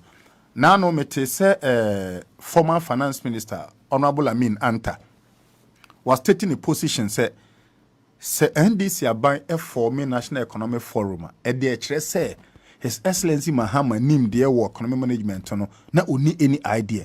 Which I totally disagree. You see, the reason is this. Omo ya aban adwuma no. Adentina mo ho aya timika se mo mfa mo certificate mra me validation. Why? Ya fa wo adwuma mu. Yeah. O ye teacher ni, o ye nurse, o ye medical doctor, o ye banker. Ebia wo ADB, NIB, whatever. And I'm say ya aban adwuma ntino. O ho bien na ifotimi ba. Ni ababe say ye ba be payroll auditing. And he said last 3 months ago, do certificate buyer, sign fabra. Mumisa Ghana for why do they do that? It's for the purpose of validation. And he said, I buy a manifesto ba. No, because my manifesto me arm they buy a resetting Ghana. But me try say me buy within 120 days. No, I'll set up a forum. They will go back to inquire for citizenry validation. And to the National Economic Forum or dialogue of the NDC government. No, run for some fast one say the government is going back to the people to seek the Afenyo citizenry validation. And what does it do? Run for Ubet Machine Pabon 29th of January 2025.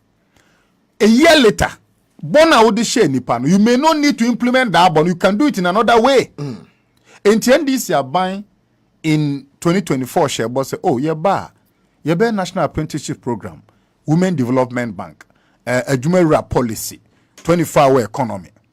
They can go back to the point as an aura. So what the National Economic Forum Dr. Ishmael Jansen done for me, I see to be a plausible step, number one, to get the participation of the citizenry. So we be set to memufonso elsewhere say, oh, NDC can 24-hour economy. But sen kaube to me started from the metro, Cape Coast, Secondary, Takrade, Kumasi, Accra, Tamale, Techiman, Sunyang, pilot it. Ramfa Obeka ya deba ko ma free SHS, FAC, continuous chronic challenges. The fact that you're in the wholesale. Inti abandon to me enya botre enya feedback ye. Okay. So for me, the National Economic Dialogue and this about launch through a 7-member committee, is sensible. In fact, we woman say e ba be ma adwadifoɔ ɔmo kra niema GPRTU4 gold dealers for obia sand na dwena say is this the way to go? For example, Enramehwe defense minister ewo ne vetting, and he was talking about the fight against galamsey. And I was like, look, the fight against galamsey is not just about deploying soldiers. Yeah, deploy soldiers through galam stop, wine stop. Still I didn't stop. So it means that there should be an alternative way that it can be done in a more excellent manner. So in my candid view, Dr. Ismail Jansen National Dollar Committee is timely, is meritorious, and enhance the citizen participation in democracy because I no sanwa. Oh, can't treat me say. Emfa ho say me de me social contract about what sign dance to about mameno. I'm coming to you for validation. At the end of the day, say citizen no validate the person oh yeah. No mo gitum na wo ya. It becomes a bona fide property of every member of the country. For example, Yemfa Ora. Ora has come to stay. And so bisa Ghana ni biana among most of the policies of the NDC, the Ghana for akomaso. Operation recover all the loot. But let me tell you, Attorney General Echo for vetting, and emphasize say the government of the NDC may reintroduce the tribunal system. The MPP is trying to create confusion out of it to say, oh, the tribunal system they under Rollins and it was more like witch hunting, persecution, etc. But look, so to Krum now be a Abraham His Excellency Akufo-Addo Mbaye no to Sreje Dama.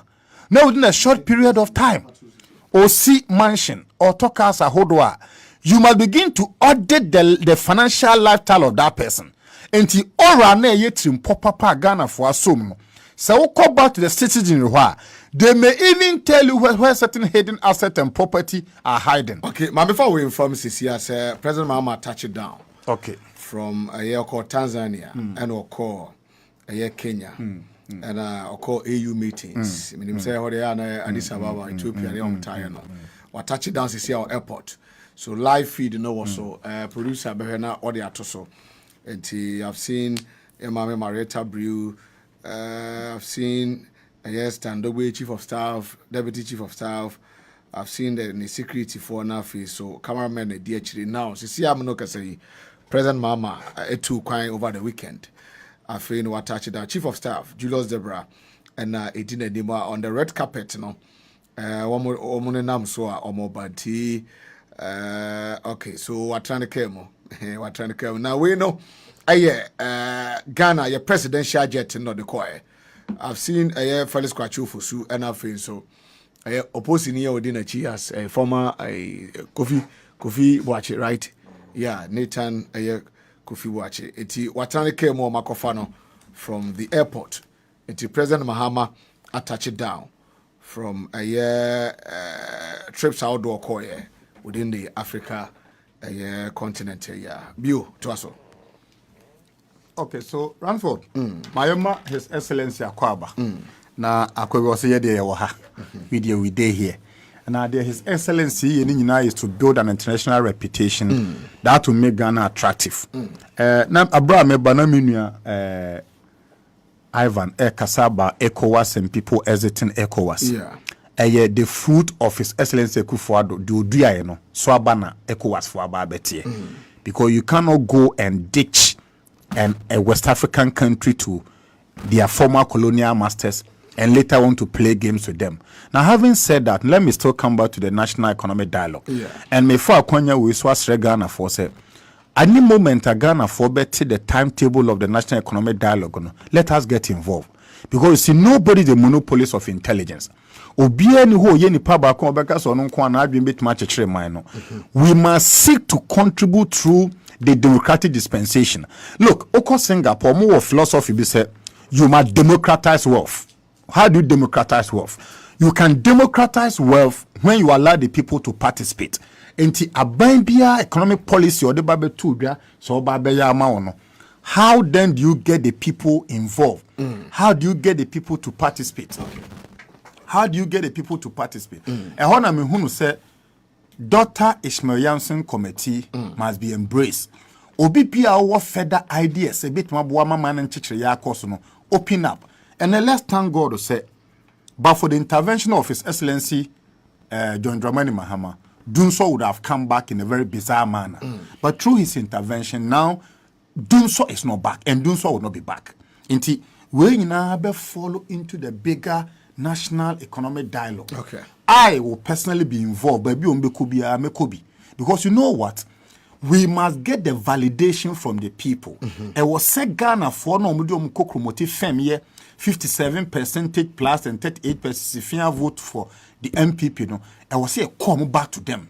You see, there are some people who to Obama NDC. They did so not because they love the NDC, but they did so because of the beautiful policies of who a manifesto with. But we must allow come back and contribute to the post-election discussion and to the national dialogue of the government. And Kwenya number one. Yeah, the Magana for say Obi BIA drafting manifesto we now on Kahono. There is a second chance for you. Brabe contribute to idea of a sort. And the National Women Development Bank near there bar. San Kran and say in a bay. Number two, said National Apprenticeship Program or bar. Send ye in a bay. You are creating for the very first time Youth Development and Employment Ministry. But you know what means the same ministry now you're creating. In what way might it be structured? Kwan ben I honor lawyer George Parado Faso Nyene Juma. Because you see, the young people of this country killed themselves for the victory to arrive. So victory now but yeah. For the first time, we are creating a special ministry. Ebenya 7 to 9 agencies. Ne say, yen develop mabunu, yen power mabunu. And look, every government to be now, obenya conscious agenda. So promote mabunu ye dieno. The sense of winning election is somehow guaranteed. So that is that. Again, se ene yenya external creditors committee amomaji yatum. Na ye kan ye ba be defer. The best finance minister and say we must also be extra careful not to borrow more. And now I know say don't forget to say oko capital and bond market now. And now my banya tremuni and we have an injunction of a sort. Okay. And your mom you need be see. Say this ya banya say beko bond or capital marketer. We will borrow at a higher interest rate. Okay. Because obi biana wo de ka untumi ntua wo ka no. Say wo ko bank akwa akwaje bosia foforo a support to business bank ne be ka se wo no risks na e wo so no eso enti nsihu na me de be ma wo no se man ye kese enti disadvantage wo mu with this whole external creditors arrangement ne say send this aban ye yadwen se be call capital marketer as we speak no interim injunction da yeso na even crown say injunction na anya adwuma Ranford so mo gitun se be bobo sen na interest rate na nka quantity omo de ba eye fofofo no they are going to raise the interest rate on any amount we borrow. The consequences in the say, fashion team to Saoko bond marketer, Bosia be around for Obegiano, in dollars. And you say, oh, Sydney to me and stable. Now, Bob Bosia in dollars, a baby or best na baby do what no. Oh, broker for you are creating generational indebtedness. Enti a cloth shanama mayem or ye clot of blood a young one no. Se Okoso de Bosia. Na Bosiana venture into concessional project and no bit metu an hoka. You are creating a certain generation indebtedness. Abamba beko. Yaba bro Bosiana gusro. Ba yemro Bosian fanye niema one a bit metu an hoka. The social impact of those borrowing no will make sense to people. And one area on any day I will push for the say about 40% of government borrowing must go into the agricultural sector because Ranford say if you cannot grow what you eat, you can't eat what you grow. So what you are buying? Na niema udi kwa uyem. So when to me one kasa when to me enya. Ebedu mebino. The ube dinado kwa free baby. Let me give you an interesting statistics. I've done a certain research on some commodities all over the world. No, ne value kura wo ho no eso chen cocoa na de bia ye koso no. One, let me start from rice. Run for Selfa rice as a case study. Globally, every year, 450 billion worth of rice and amount food. $450 billion worth of rice. Tomato, $195 billion worth of tomato. Vegetable oil, $200 billion. Fruit juice, $150 billion. Cassava, $100 billion. Sugarcane, $80 billion. Maize, $90 billion. Pineapple, $70 billion. Banana, $60 billion. Palm oil, $60 billion. Plantain, $50 billion.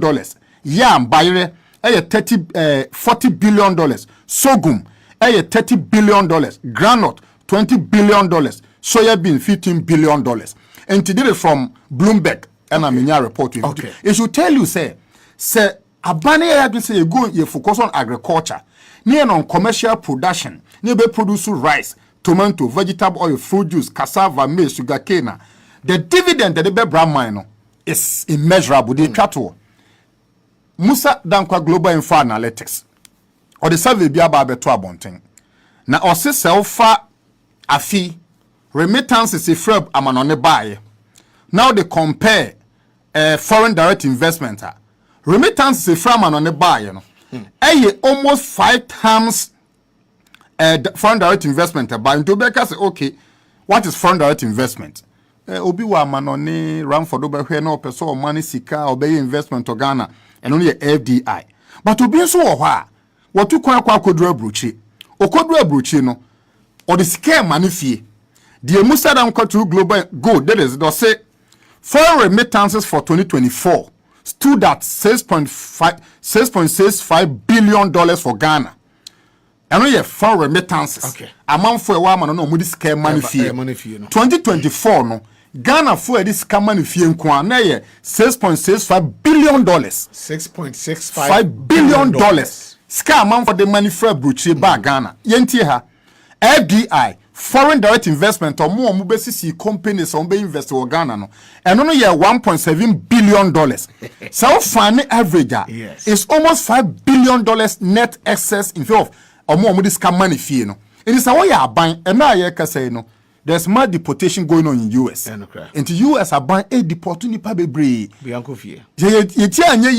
Some other country may want to follow. Ebana sana foreign remittances in 2024 no. And so Betsy going into 2025. What must say? Yeah. And foreign remittances about 2024 $6.65 billion. No. Say I'm here not the Trump who and a gene not to us 2025 foreign remittances no. And so Betsy not say about $4 billion US. Now, however, no idea ne there. Company basis ya here no ba basis. Yet we cry more tax waiver tax exemption. The American question say baby as say ye drew no aban your tiswe ya nkasa ya aban ye de ne buy. The Minister for Foreign Affairs I was say ne the ambassador of US to Ghana go into renegotiation.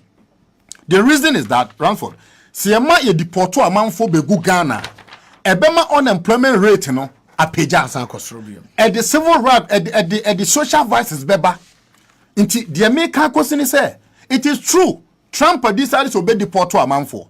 Is there a way that our government can engage the US administration so that Ghana for bebre no more deportation is where the omo bano you bet market early.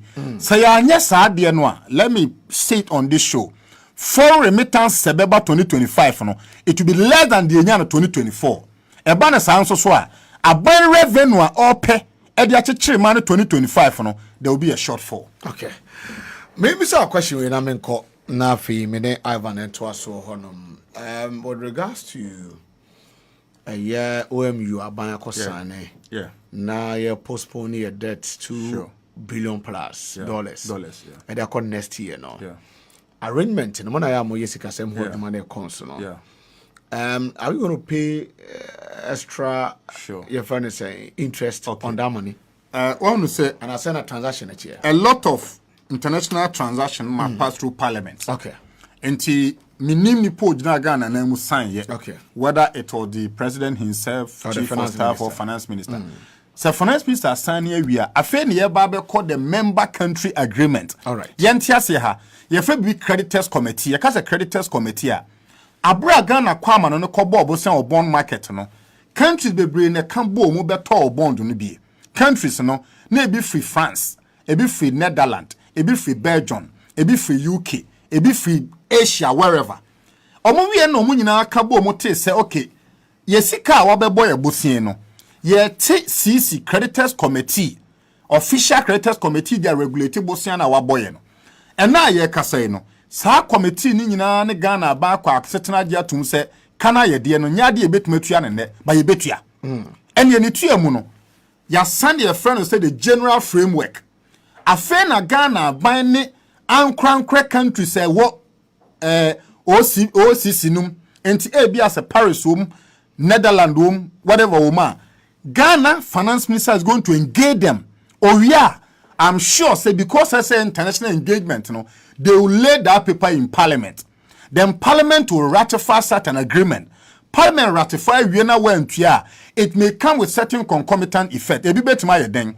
Abri biana official creditors committee and will be going to mother agreement, They can lay claim to your strategic investment. Ebi den. Ebi bet my port. ECG or water system. And the agreement where you sign, in as much as it is a good news, there may be other terms and conditions. And every contract be and if it be Obama for that utmost good faith. Abana kwayan shisha say, krata me dem say sha see no. Sabri we suna mentiment chemisi was a mitia. My japade we ye sombru mutimi ba befa. I take you to Tanzania bisi wo Zambia bisi wo Zambia. Edu maybe in Zambia, the Chinese government lay control over most of the strategic asset. And to question our bisano, abandoned to an among papa, but it's not conclusive yet.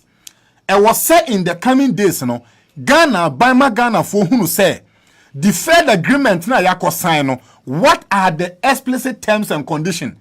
And she understand it here. Number one, you be condition, subsequent condition precedent. Okay. Condition precedent to say, and sign a moja agreement na tumno, and who baben out the man, the official creditors committee. Number two, member countries ne womuno, agreement ben anu omokwakoye. And I say, o sense agreement ni wie, na say duration of 24 months na so, na went to me and tia. There's also conditions subsequent. What are the conditions subsequent? Is it says a Ghana appointment in 24 months? Ombedi report, ombedi ECG, ombedi VRA, ombedi cocoa board. Government must come clean. Government must not do concealment. I say Ghana buying back clean. No, my Ghana for who say agreement ayako say say 24 months ni drew. Night ye default to ye indebted and ye entria. Terminal 3 omobeje, ECG omobeje. Commander Sugar Factory omobeje cocoa na ye better for 2025-2026 they can lay claim to it. Ranford aban no any soldi ade we see Ghana for. Okay. Government must come clean and na ye ka say government must not just pride itself in the fact say you sign agreement. That is not enough. Into one, government should let Ghana for know what were the condition precedent. Okay. And yama be na ansa na mo be sign no mumienu nyina moji tum. Don't forget, sir, finance minister act in our interest. Number two, sir, can 24 months so. Near yes can in promptitude. What are the conditions subsequent? Finance minister, government of Ghana must come open and clean. The ATM business question here because you know him, Bosnia Boa President Kufuado, the former president, and the administration, they Ghana focus him. And he see an old yard. Say Ghana for who send precisely. Now it's be by and found so one day. I'm a ball. Rafa, make a send back with you. A bambia going concern. Going concern in the sense, you knew the challenges there. And now the manifesto way. By say, and now say one who challenges Nintino. You are coming to reset the country on the premises of jobs, accountability, prosperity. And on the accountability front, it was said by close of the week. The Finance Ministry of Ghana, headed by Dr. Kislato Force, must come clean. Nama Ghana for whom say agreement na yako sign. 1 condition precedent no eno nie. Number 2 condition subsequent nie. Enti 24 months drew na nyame mpangu ekoba se Ghana aban ntimi an service an on an financial obligation na wo default a eniema ben ye so default o mbegye ye port ya kwan ye nsuo ye nkania enti eba no saa no a GRA Ghana fo etua tom se oh to a ye tue ne se ye ntua ye to ye ne evade avoid taxes ne ntimi an service ye debt in the next 2 years a ye yisi gine ekura no ometima ba beje Ghana water ometima ba beje. But I'm pretty sure say this finance ministry will do the needful because you see so we lead it to for one thing the government must avoid Ranford a concealment and this are buying charge or the bibia be say to me for ade ba ko ebo MPP for echi an element of concealment omo ya ade a na eyo madwen say man ni yo mu fie japade so in ending no the papa okay but bonuma bi berebo bi anso bonuma eden etare ho into agreement na wa sign no come clean to the people magana fo hunu senance share ne tie so there searchina bi e bi kura na nya na finance minister ni are shafo na fo ba Ghana for oh even in 2025 January kura no boy kokko say entimi entua kan in 2 years time this will be the consequence thereof. All right.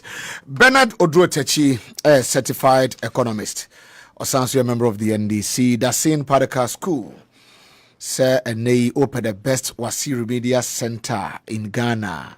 Dasin Padaka School na mekan for the amount. You could teach a former Bene Bano at the Chirimu, Kwanya Faso, a Chiram Kwada, dear Momuchro, and Social Icha. And trick is in no ekita sa teacher fui school bi ha kwa so be complete syllabus and so akwa ebo achibidin da say na catch dey be make sure so be complete syllabus in answer the final exams no and so etimi do yes so vacation classes yes vacation classes for SHS student yes so foreign courses do na sat to 4 GRE GMAT in adult education and our phase 1 year wasi Remedia and also so betimi aba abetro honum tikai na ehye so efa mame your branches do na Ghana ha okopo kwase obi ho Shaman Tema pram kaswa na awoshi freyin 0244 585 902 0244 585 902 power specialist Herbal Hospital Dr. Akosia Aduaya say yade bi atete wo hepatitis from A to E, sciatica, arthritis, gono, syphilis, broken bones, ulcer ni nyina no a power specialist Herbal Hospital. Yewo kwabenya off ACP main road no sanso na Kumasi Fiyase Lake Bosomotwe Kwantempo so okota krade a yewo Anaji Estate etikai na so or the Herbatin herbal mixture and powder aba and no serve as immune system booster jikajiri jikaji herbal mixture no for male vitality ko nekopebi na enom aduya herbal malamix for malaria fever and general body pains dia cough care so ubowa kopebi to aduya herbal tonic loss of appetite and also dia 0244 544422 0244 544422 Omada Makambi and Eddie Jumadin Ebra Wontikai. Na Ashen Sumame. Ivan Che Innocent Hanum. Ivan, young share a discussion about the economy. President Mahama through the finance ministry. Or more okay, so President Mahama now buying establishes 7-member committee. Almost share more nothing. So near my bit my economy in a general year, or the name the former concern number.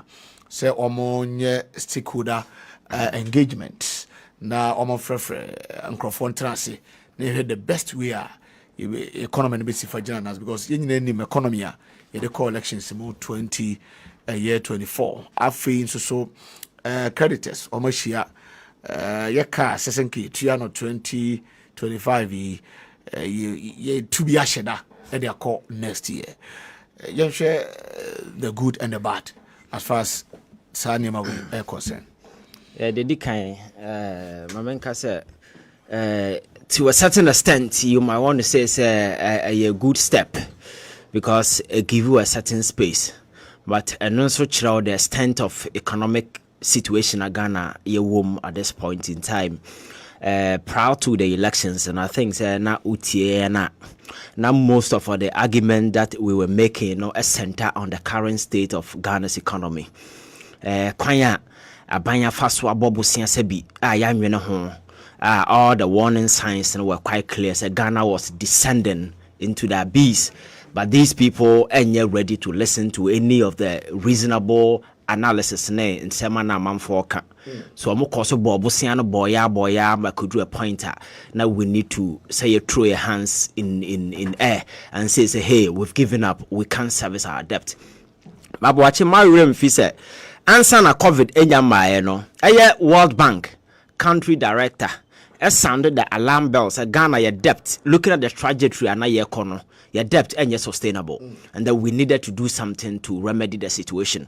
But you play politics with it. What is a finance minister? A press conference, a bastardize, COVID by post-COVID, and I who say indeed, Ghana economy was really in a shithole because na Jumadia na abanya fato no hodena ne say ono de abosiana na obo. They were not even focused on generating money internally. Homegrown policies na say nka eba sabe betimi complemented those little things na eba and outside, those things were nil. So the whole concentration was focused on say yam bobosia and kenoforata fato no so within a short period of 4 years.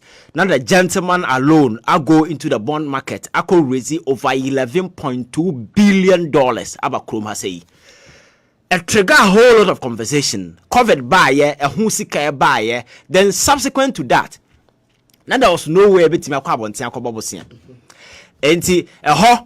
the funny aspect of it is that do you know say post-COVID, Ghana is the second country to declare bankruptcy after Zambia.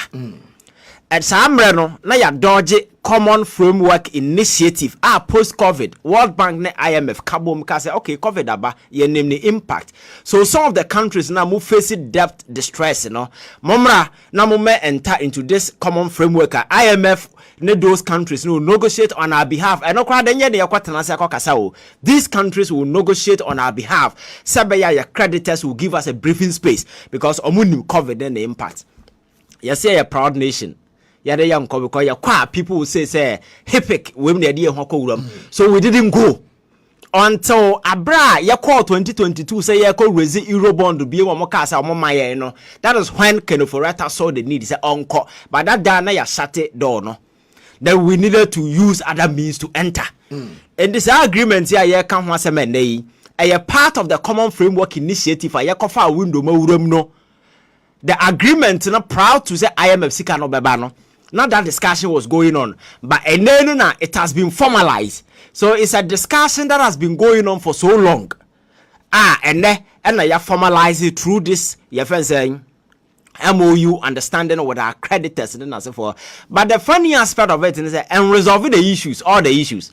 Because official creditors committee, Ghana, this time round, bilateral your friends say creditors you were the Paris Club, you were China, you were multilaterals and other commercial space. Yes. There are about 25 countries and the idea of Mocha in this particular way involved because the Paris Club and I think that the amount is somewhere around $1.9 billion. China is 1.7, the multilaterals in the 8.1, and then the other commercial entities in the 3.2 and the idea of Mocha. And yes, a Eurobond. Or one of their commercial creditors, more or less like private institution within a commercial space. Yes. Different from way. So when you are negotiating with the creditors, different from your friend is saying, Eurobond, because Eurobond, no floating bond, private individuals as for bonds and as for so this discussion, 2.8 billion relief for this year. Afena abayin samba to aso. None that your friend saying Uncrofono, so what kind of letter no anymore? Bet you say Sassicano say around $2.7 billion.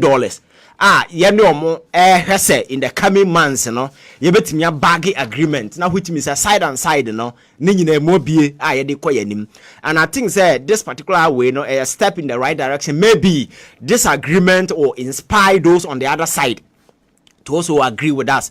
No one made that particular briefing space and say be able to move on. Because until that is done, I'm telling you that there is nothing we can do as a country.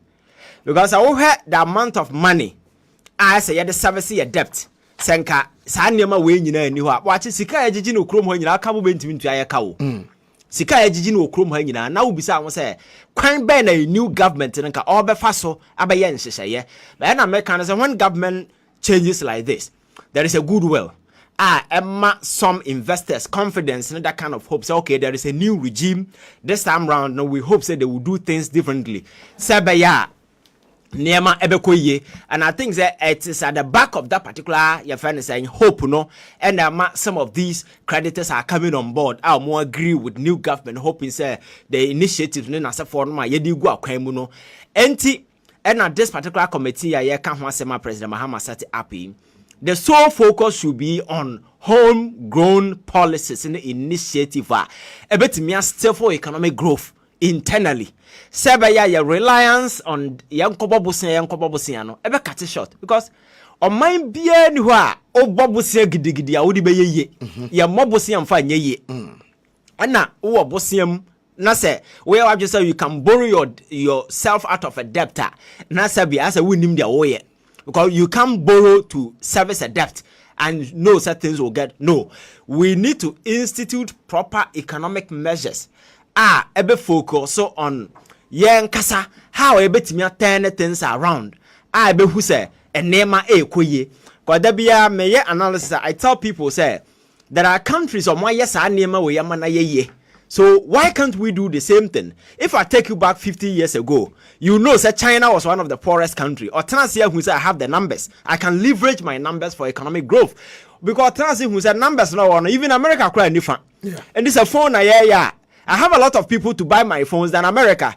Just imagine say Obia turn away there. Then currency na devalue na yesu no. Or not share that devalue there. BOT you can check Chinese yuan as compared to your friend saying American dollar. And do to China, when you can into iPhone, that is a fact. Because the dollar, in terms of dollar win, amount of money, ube here and son what you converted to get $1,000 to buy iPhone. No, you need to be a billionaire and you need smartphone. So the only option you have is to buy from China. When you buy, the economy grow, and that is what they are doing. And this, your friends say cars, yeah, by issue. Your friends a battery. I'm finding saying this green cars here by electronic vehicles, you know. Chinese companies are producing, and over amount, you know, compared to American winner, you have no other option than to buy from your friend the local industries. One, a creative job opportunities, a stable economic growth. So these are initiatives. China, Tanzania, who say me and Kasa, I can turn my fortunes around based on my number and make sure say me and Kasa may be by Hano. You take for foreign goods, you know, that kind of import, you know, is the reason why we are here. Because in the poultry industry, we carry money to go outside and import and cook funuba kroma man for by way. Yet to kroma ekra more as at 2022, yet the over your friends saying $500 million echo abontin koto a more 512. Eba kroma say one country your friends Thailand and kwaji over $200 million from Ghana. Now such a country, how can you survive? So this whole initiative, new policies, economic recovery program, BRNO, must focus on say locally, industries will work again, agriculture will come to life again. Now there are near ya won yan kase betimi turn into finished good. Na ya yetimi aye how e betimi feed ya ho. Na sa reliance ya the sika kokra near no eso katia. Trust me. The economy will bounce. But anya sa na be business as usual said the esikoya. The aka nyina ba kasa, aban will come and talk, nothing will change because at the end of the day these things grow economy. Very often we do a very narrow argument. We justify aban ba wafa teacher for oba wafa nurses, wafa doctors. My culture say sa nyuma no yemfa grow economy. What nurses, doctors and teachers offer the fence saying third person services. Yeah. And I say because teachers are there to teach the workforce, to equip them with knowledge and the requisite experience needed at the job market. Nurses are there to ensure that the job market workforce will get healthy. security are there to provide your friends a safe environment for them to work. So if you don't have the workforce, as I knew money,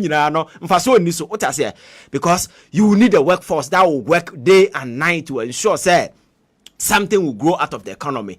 And to those numbers, those arguments, you can't make it anywhere and say, yeah, buy your fat nurses, yeah, buy your fat doctors. Those were not important there, but they do not grow economy. So I think that the focus should be on industries, agriculture sector.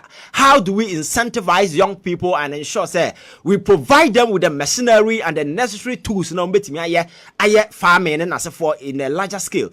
Okay, a place like California, one person over thousands of acres and as for the machines and as for, and these are rich people outside. So why can't we do the same here when we have lands and then as for them?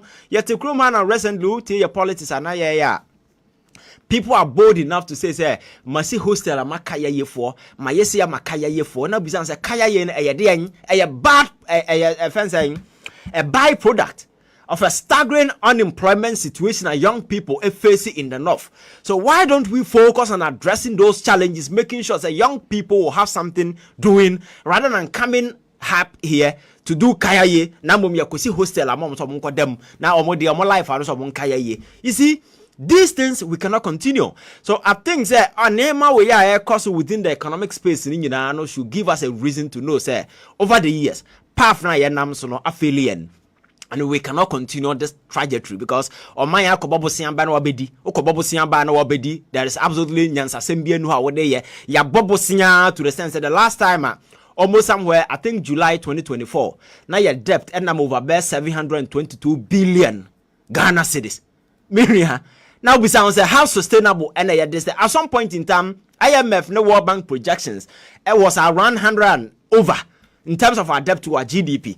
Ya betena na ya kofa sa numbers we nyina na ya ba we you say na ya kan na ya twa ho hia na ya ko I know the real issues na da ho na ya se ya kan ho asem na ya nka ene so we ya proper economic analysis we don't even use GDP anymore because GDP no give you a friend saying some kind of a wider view of economy inside the city. That is why a man for are dwelling on things like a friend is saying human development index and then as for because I don't know a focus on individuals. One kasa things like literacy, things like lifespan, how healthy you are, these things. Because these are things that measure the kasa, it give you credible data about how people are feeling within the country. Not GDP. GDP there, some of the things now, how do we even benefit? Because if you go to the larger economic space in this country, the goods and services that are produced in this country, and most of the companies that are doing major transactions in this country are foreign companies. At the end of the day, the monies they gain don't even stay here. So when you do the larger competition in terms of GDP, you have figures. At the end of the day, take out MTN, then you vote from the free, you South African companies, now you those Indian companies, transact because they are the big businesses in this country. Now we say locally, they send it here. So I think that even that one, the focus should also be on the locally. Your friends have manufactured in the way your space, now you how the economy is really doing well and the impact it has on our people. Because our company, I don't know the day they take all their monies outside. Foreign dominance, Exactly. No count be my economy. Yes, young they don't go and do business. Yeah. Sorry. No.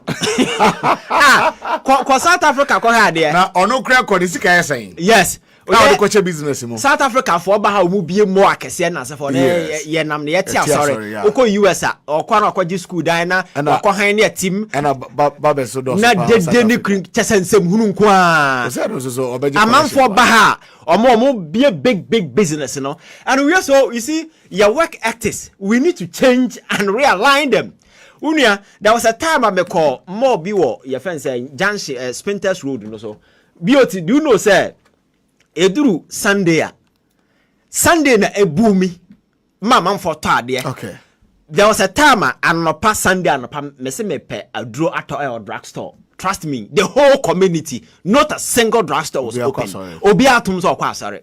So when you live in a society and people have that sick mentality, that country will never grow. And I just say yenya SD4. so be in TSD for number Sunday anopa. No, they even going to church for Catholics, for instance, early morning by 8 signs no up. Sorry, then I say for them. What I say, you see, these are some of the things that we buy a new goods and man. But the same people go to UK and ask for cotton on them 1 hour. They can the kwakwa na juma kwakwa $10 and ask for. So work actors in that kind of near money in ano. I see ye need to returu na ye who say a juma na ye no. There is a productive output in as a forum. I'm not sure say yet krum ha.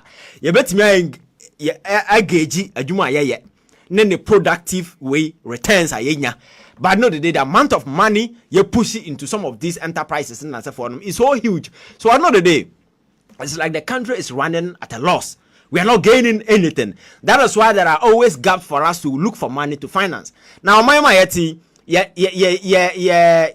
kra come asem afibia no there is a gap to be financed. Sometimes 50 million, sometimes 200 in as for them. These are some of the conversations that I think we need to activate as people. Okay. Now you who say you reposition a country in terms of economic trajectory in the path I am so now you turn things around. So industries and that's dominated the conversation. Okay. This is the only way to turn Ghana's economy around industries. Okay. I even make sure say there are production day, night, amount for a year, Juma, year, Koba. That is the only way. They can politics. Obi I can't just ignore. That is the only way. Now you make sure say major production hub.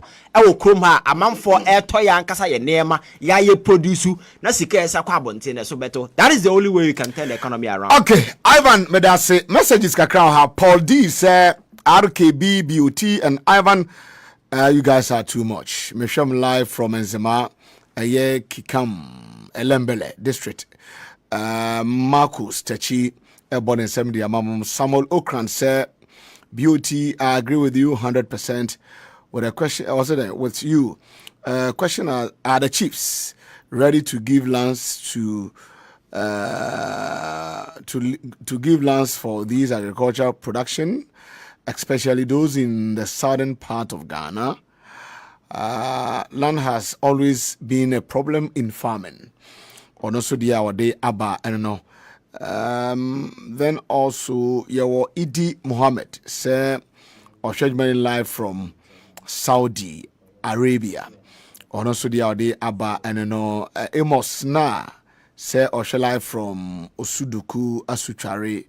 Then Yao Montes say is impressed with the submission on the show. So far, so good. I say Ivan here top notch. We have to use agriculture to revive the economy. If you are hunch and our neighbor, so agric. We are back in a minute.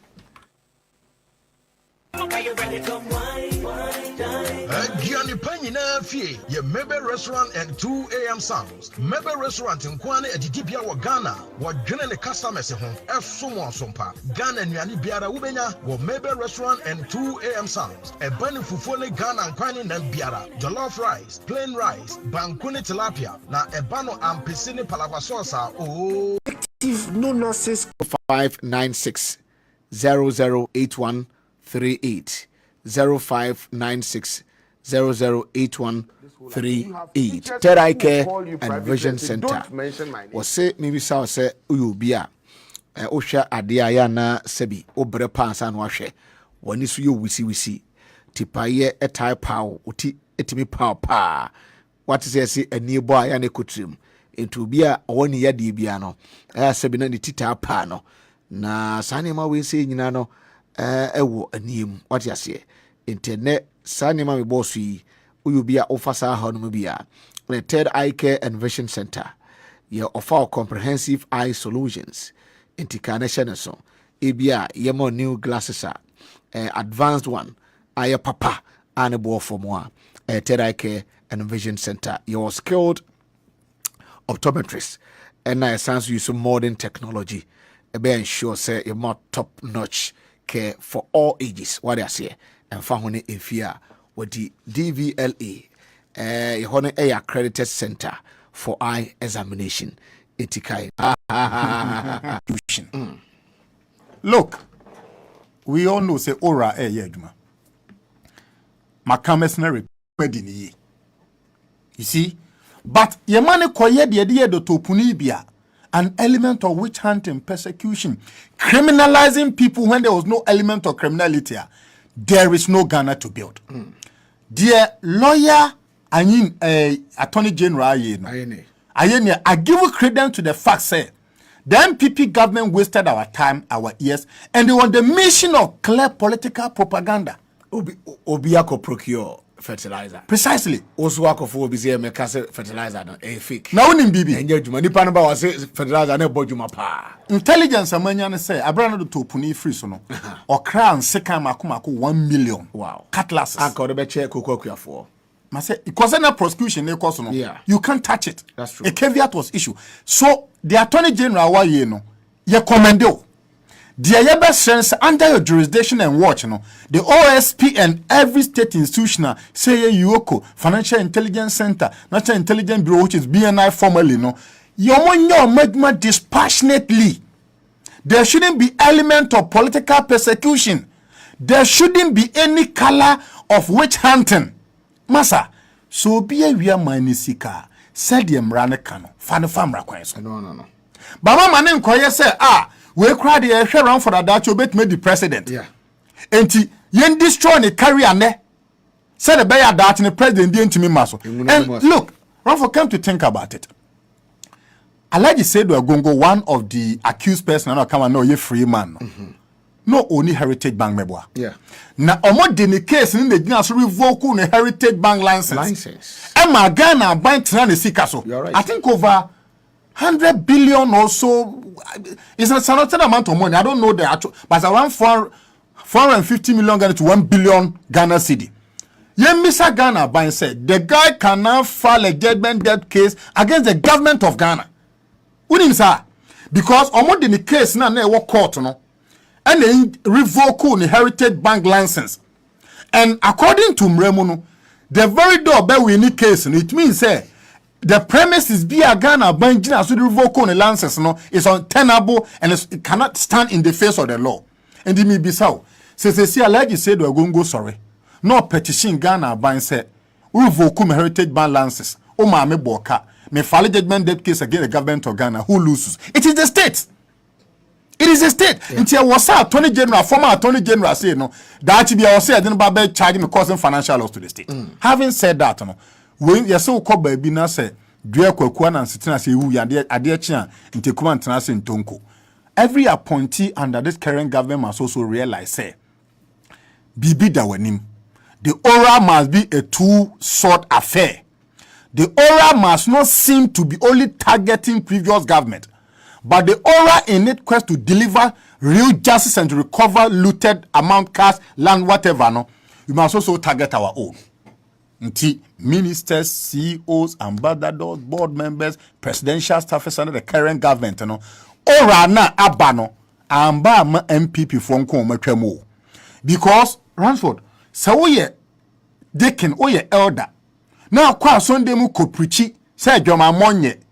Ni ebe na obaba twi Caesar or twi shisha some kind of shisha obi no obeje unyam sem na tom enti always no you must make sure your home is clean enti the make the manual sin say they are told to open no it must be a lesson to all current appointees say dumade bi e de ahye wonsa say ye MPA say ye cocoa board say ye YEA say youth minister say ye finance minister no know that there's another government watching you.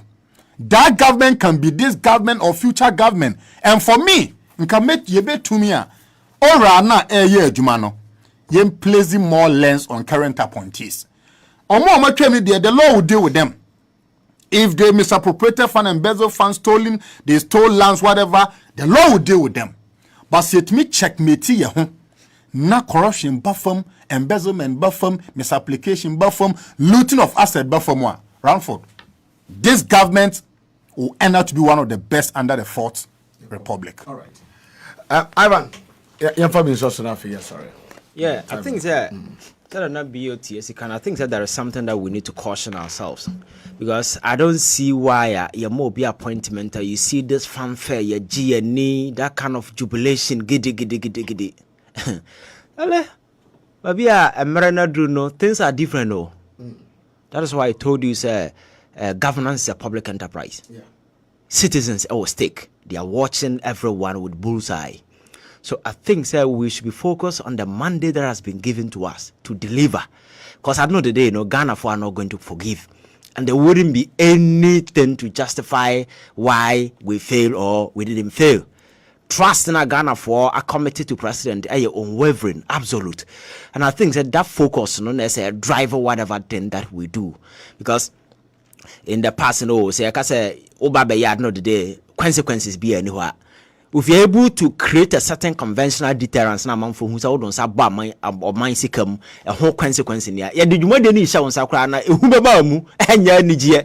Pam white nkwada so dem nkwada nyame ase say ya me DC. Because maybe be and there are no consequences. So I think that these are some of the things that we need to quash, because this big party and say for them in government, when say there are repercussions when something goes wrong.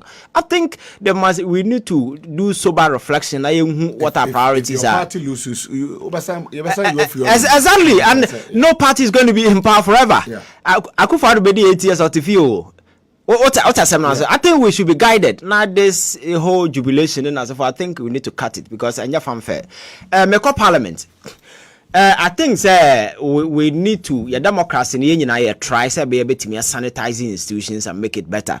And let me who Oliver appear before the committee and as for some yes or no ankasaja to say only evidence or pacha on as a forum.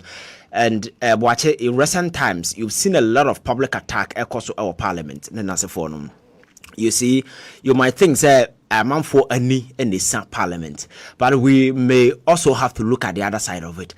This is an institution. Democracy is an integral part of our democratic framework na isi wono.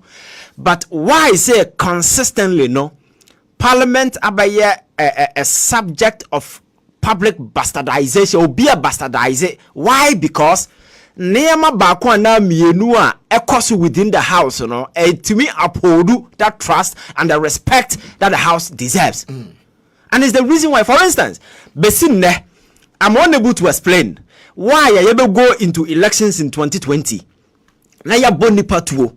Now for 4 good years, Parliament are a representative of the people. No anti-miam for IGP, and I want to be to question why such killings happened. So no, when such things happen, when you have power to do so, amount for confidence and trust in the institution will wane considerably. Amount for and make echo as a semno. Yamao jumedie na amount for the money too. So obey dear. Now who deliver below the belt, you lose your respect.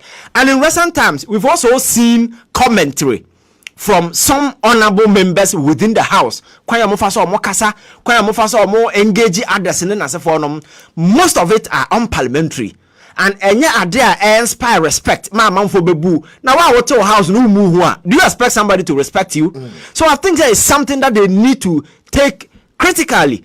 Now omuniama no mo ye no omu redeem the image of parliament. It must start from within, because there are some people within the house. Omokasa ane niema omo ye no unparliamentary and signal respect, and then respect a mirror reflection.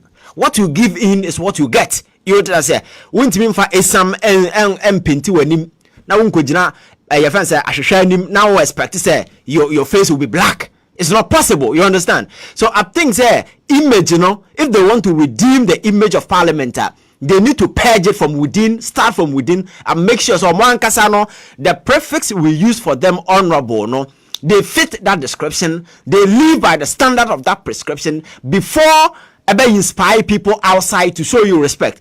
Respect enya there turn the market you artist can we draw, we earn from people. You need to work for it. You understand? So I think that this whole thing I try to turn parliament into some kind of a revenge theater. And say we and then Oliver by in some kind of fine condemn it, but you could see clearly say people were just up for a pound of flesh. Say So you can't turn such an institution into a theater of revenge. Waba, man, who's another one? Cause you say a free woman be something castle. Yes, or some altercation with your friends. Another prayer. You see, quite a fast way because almost say wakasa parliamentary way. You see the word micro minority. Then as for them, the word micro minority is a description you can use to describe a size of a thing. Yes. You can't take away that thing from her and to describe her as a micro minority because you have power to search her or to force people to appear before you. You don't abuse that authority and be hauling people just like that. Because and some can Japan no can okroma ebi but some na parliament and no more had they saw it, and there are several other seven within the house where they didn't act in the face of all these things. So like I'm saying, the parliament is so prove Musa Ghana for taking it serious. Or no one can young page na ho. Now live by their own standards. No my Ghana when you know things you're doing, and inspire respect. I think there is a caution to parliament, and who said there is the need for them to rebuild their image, because that image, is broken, it's started. People don't have respect for them anymore because of some of the and mekan election killings, one of them. When they have power, how many people now police say parliamentary committee does send to force these people to appear before them, and several other things you can sit here and mention. You see, you building democracy. You know, say the foundational way democracy need so institutions. We want institutions to be strong, robust, and be fair and firm and resolute. But at some point in time, if it become clear, so what veer off from that particular way now. Remember, you cannot force people. And then I'll call social media and they are more look at the way Ghanaian street parliament. What monitors are there? No, Abra issue by drop the chamber. Go and look at comment. These are the raw perception people have about you because of the way you live your life there. I think we need to send a signal, a message to people. Say we are honorable members and we are living by those standards. You don't live dishonorable life and expect people to treat you as an honorable. Okay. That will never happen. So they need to purge themselves from within and draw that respect from Ghanaian because you can't force people to respect you. Okay, may I say, Oko Parliamentar, sitting Koso, na minority oppose the approval of Ama Kofi-Boa over derogatory comments about Akufo-Addo. Mokaya, January 3, time where former president and in the final state of the nation address, Eko Parliament to we Honorable Kofi-Boa, Ama Kofi-Boa. Mokadin say be your kind no so we be remembered so no. When he appeared before the committee, he was asked to apologize. Say, sir,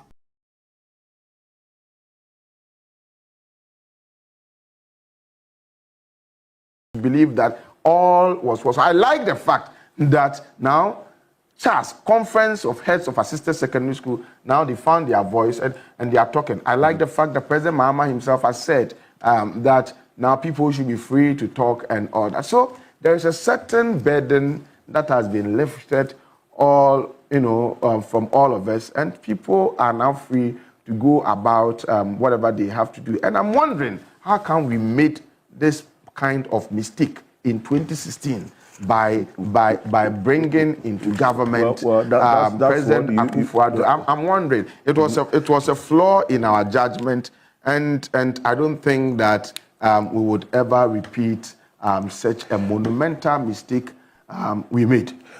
While Lawyer Martin Peebles settles down, we'll also be joined by Felix Kwachofosu shortly, and then also Lawyer Ablakwa, who is a member of the legal team for the MPP. But this is what Professor Lord Mensah, who's at the University of Ghana Business School, just sent me. He says, performance tracking will be key to keeping the NDC government in check. That's in tandem with something you just mentioned.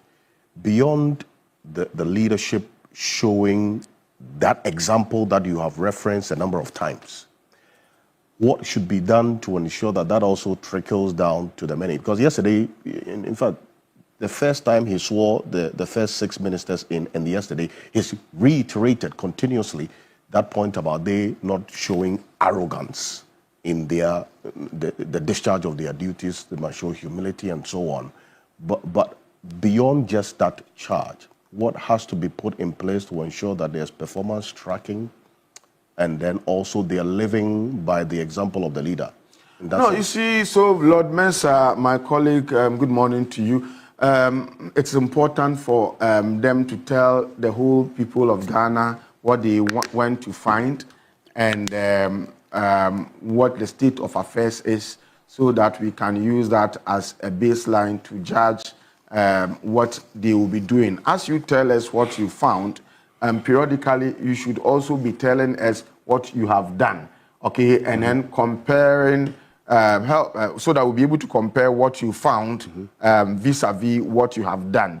And that would help us to be able to track the performance of those appointees. Oftentimes, people are appointed, and when they get into the various ministries, departments, and agencies, they are not transparent about what they went to see. So appointees, when you get there and it is all good, let us know. When you get there and it is not all good, let us know, so that we'll be able periodically, as you also go and perform, we'll be able to measure what you have done vis-a-vis what you went to find. So everybody should take a tour of the various ministries, departments, and agencies that they've been appointed to interact and to see what is happening, to open their books and get to know what really is happening there, and make those findings public, and let us be able to fully appreciate the real state of affairs at the various places that people may have been appointed. And I like the fact that President Mahama has made the point, because one of the factors that led to the monumental electoral defeat of the MPP was the fact that they displayed arrogance, from the president himself to the daily rated appointee. Everybody displayed a certain level of arrogance in a manner that was nauseating to the good people of Ghanaians. So they showed them the exit. And so you do not want a situation where new government led by somebody who is naturally affable, calm, and humble, that government is also plagued with that same challenge of people displaying arrogance. And so let them pay heed to that call, that they would have to be humble. I mean, it's so interesting. My friends in the previous government who were not answering my calls when they were in power, they were so busy, they don't answer your calls. Now they exited power, they are calling me. And you are calling me for what? I am the regular Ransford Jampo that you know. So stop calling me. Nothing has changed. When you were in power, you are not. We call you are not picking. Now you've exited power, you are calling. What do you want from us? That show of arrogance has now paid out negatively for you. And so be there and continue to think about how you'll be able to restructure your party and to position yourself for some future elections. And this is a lesson to the current appointees. You guys, when you're in opposition, you are talking to us. When we come on TV, 3 key points, and then we take on the government, it inures to your benefit, and you benefited from it so well. And you were sending a text messages even whilst we were on live TV. Now you've been appointed. Keep the relationships. Don't all of a sudden become a Kufuado Kokoti, gentle appointee, where all of a sudden you have changed your numbers, or all of a sudden you are calling just to even look out for, seek information, and then we call you and you don't pick up. We don't need anything from you. We need information. That's all. And so if you behave like that, you would also be treated like the way Ghanaians have treated the MPP and its apparatchiks. So it's an advice that is well given by His Excellency the President. No minister, no appointee should be arrogant. Let them come down to earth. After all, the NDC is a Congress. Congress is about the people. By the ethos of social democracy, they are supposed to be with all the people, the masses. They are not supposed to be arrogant and that elitist, and they are not supposed to be constructing walls, around themselves and making it impossible for the ordinary people and downtrodden people to come closer to them. So let them live in accordance with the ethos of social democracy, and let them live in accordance with the call that President Mahama has made to the appointees. It's about humility and not arrogance. And in fact, laying this solid foundation, it's on that I build on to the next phase of this conversation this morning. And it's for good reason. Because the recipient of this sermon you just gave, one of them is seated next to you right now. And he is the Minister of State designate, in charge of government communications, currently the spokesperson to President John Dramani Mahama. He is a member of parliament for the Ebra-Asebu-Kwamankase constituency in the central region. For those people in that constituency, in this 9th parliament, the majority of the NDC, I'm talking about none other than a former deputy communications minister, that's information minister, beg your pardon, Felix Kwatio-Fosu. Good morning, welcome. Good morning, Alfred. It's good to have you joining us this morning. As I indicated, I'll have a member of the MPP legal team as well as lawyer Martin Pebu joining us in a bit. But here you are the most wanted man in Ghana now, together with Dr. Callistus Mahama. People wake up in the morning checking whether you have released a white statement or Dr. Callistus Mahama has released a green. Do you know that your name is being mentioned in some prayer platforms? You know about it? Well, I'm not sure of being a wanted man, nor being the prayer topic for anybody.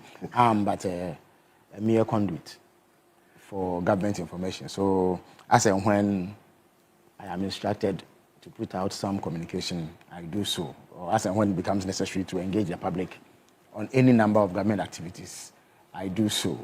But we only serve at the pleasure of the Ghanaian people. Indeed. And it is important that the government creates pathways to engage in the very people that it is supposed to be superintending. Whose affairs it's supposed to be superintendent, I should say. Mm-hmm. And that is what we do. It is not intended to give anybody any palpitations or make anybody easy or after you put an emoji of 2 eyes on your social media. Just which means what? He's watching or what? What it says is that social media is now the new frontier. Uh-huh. And Professor Jampo is very active on social media, so he appreciates what I'm saying. There's a way that you need to engage the people there in order to sustain their interest in what government is doing. In the past, it was you guys in the traditional media who held sway. If I wanted to issue a statement, I would have to type it out, print it, put it in an envelope and drop it at your premises and pray and hope that you give it some publicity. Now, these days, you cannot do that. There are many who do not tune into traditional media. They are on social media, and for that reason, you need to find ways that enable you to communicate with them. So it is that innovation that we are tapping into to reach as many people as possible. And so far, the reception has been encouraging. It shows that Ghanaians are in tune with what government is doing, and they want to follow closely what has been happening. And we are happy to share information to the extent that we have it with the people, so that they know exactly how their mandate is being utilized. Indeed. But let me say to Felix that, Felix, you should admit that so far the palpitations and the stress and pressures that people who are expecting political appointment are going through, I mean, they are higher than the palpitations and stress they go through in the lead up to elections. People are, so even those of us who are sitting at somewhere, people call you, please, can you talk to somebody for me for MMDC? I said, but who am I? Why are you calling? People are so, people are not sleeping. It is sleepless nights. It is human nature. There are many, as President Mahama noted yesterday in his address, in his remarks at the swearing-in ceremony of the ministers. People are eager to serve. Many people are highly qualified, highly skilled. They have the enthusiasm, the passion. They have ideas that they want to put at the disposal of their country. But it has become necessary to prune down the size of government, because President Mahama emphasizes efficiency over numbers. And in fact, it is a demand of the Ghanaian people. We had the bizarre situation where under the previous administration, President Akufo-Addo decided that we needed 125 ministers to run this country. When questions were raised, he said that the job at hand was so huge that he needed a legion of ministers to carry it out. And yet the outcomes showed... Even though the battle is the Lord's. Well, so they said. But at the end of the day, when the reckoning was done, we found out that they had delivered the poorest form of governance this country has ever seen. So it is clear right there and then that what you do in government has no correlation with the numbers that you use to do it. President Mama explained that there are two strands to this. The first one is that tangible savings can be made. If you had 125 ministers and now you are going to get 60, it means that you've chopped off 65. And the money that would have gone into sustaining these ministers and facilitating their work and ensuring that they have the conditions to work with will be saved. And it can be channeled into other more pressing expenditure. Of course, I'm not one of those who will sit on TV and claim that it is so significant as to change our fortunes overnight. But President Mama explained that it also has symbolic value. It tells the people that you are going to be judicious with their resources and that governance is not about you, it is about them. And that you are not there just to feed fat. You are not there to treat the public purse as a family heirloom or the spoils of war, so that if everybody has contributed towards winning, then everybody must share in the national kitty. That is not what President Mama believes should be done. And so when you do that, you send a signal.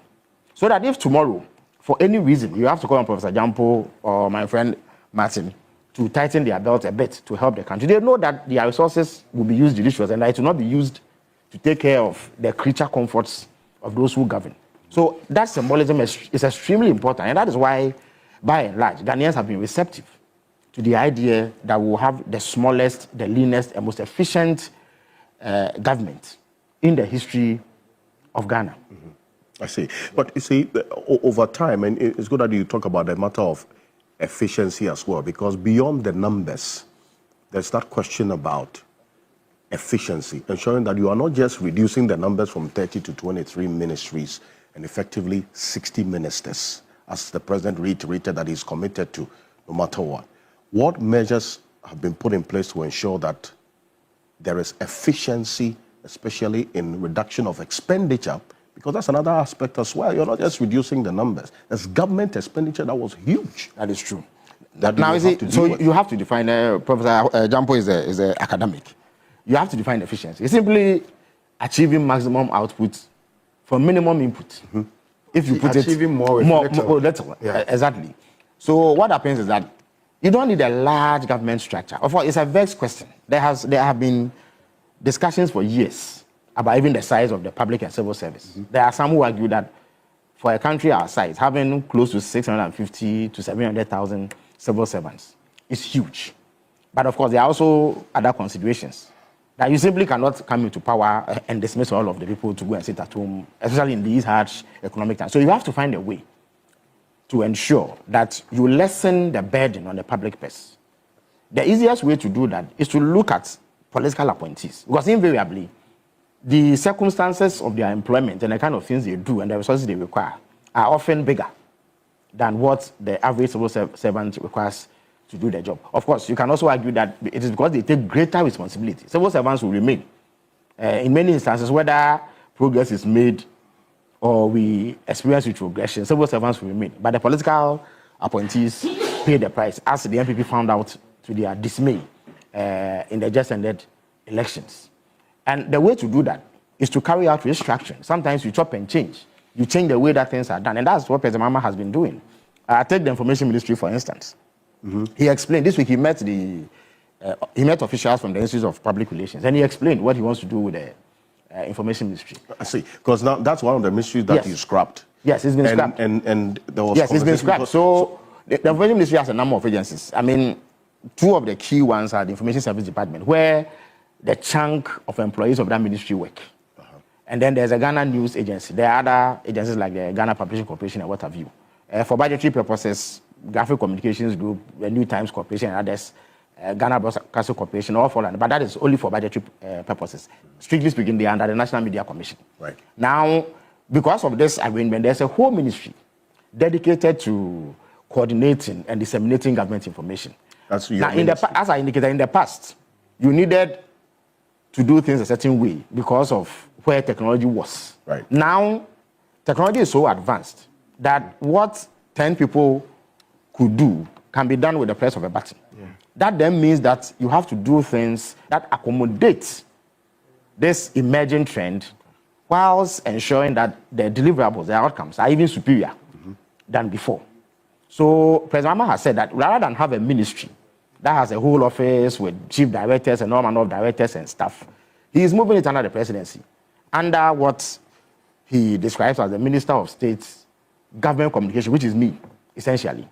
The plan is to restructure ISD into what we call a Government Communication Office, because essentially they are government employees. Their duty is to disseminate government information. In the past, they used to use cinema vans. When you go to a district, they have district information officers whose duty is to collect information, pass it on, ensure that the work of the assemblies reach the people and what have you. That has become obsolete with emerging and evolving technology. Yes. So we can have a more efficient system where ISD is branded into the Government Communication Office, where technology is deployed, which then means that you don't need that number of people. So at a point, you stop recruiting into ISD. Okay. And then you cut down the numbers to ensure that you have a functional team that is able to deliver the goods. The GNA, perhaps one of the most credible news outlets, they hardly get it wrong because they have highly skilled, highly trained professionals who emphasize quality, who are able to get you the news in ways that others are not able to do. How do you restructure such an agency to fit into modern times? But all of that can happen under the president. So all you need is just one office where I sit and coordinate all these activities. Then there are the agencies, departments, whose messaging and communications must align with government's policy and philosophy. So you need a system that runs the system, this arrangement, to ensure that whatever they put out there reflects the thinking, the policy propositions of government without necessarily interfering in the day-to-day activities of the agencies themselves. Give them sufficient autonomy as to enable them do what is necessary at any particular point. If it's at the presidency, you don't need to incur the sort of expenditure that you would have to incur if there's a whole ministry dedicated to this. And so these are some of the ways in which the president believes we can make tangible savings, ensure efficiency, and get the job done with much fewer numbers. And I think that by and large, the people of Ghana appreciate this because for a long time, it was a matter of concern. The former government turned a blind eye. Every and anybody who was in the MPP was given a position in government. Some of the agencies were packed. At the presidency alone, there were in excess of 330 political appointees. And you wonder what exactly they were doing there. Because I now operate from the presidency. I go there, and there's even barely space for that number of people. So you wonder where those people were, at some point or whether they were actually doing the work.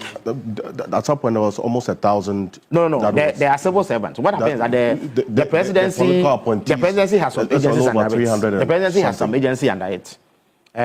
So staff are drawn from existing state institutions. They are civil servants. They could be deployed elsewhere. So they are not political appointees. So the numbers that we left in 2016 were not significantly different from what the MPP used. What created a spike was the sheer number of political appointees, 330. We had less than 100 in our previous guys between 2009 and 2016. President Mahama intends to do something. In fact, it will be much smaller. You much smaller meaning what? Less than 100? I mean, from all indications, as I speak to you, the number of people working at the presidency now, in terms of political appointees, are less than 10. That's if you consider all advisors and everybody else who works, including myself, who is supposed to be a minister of state.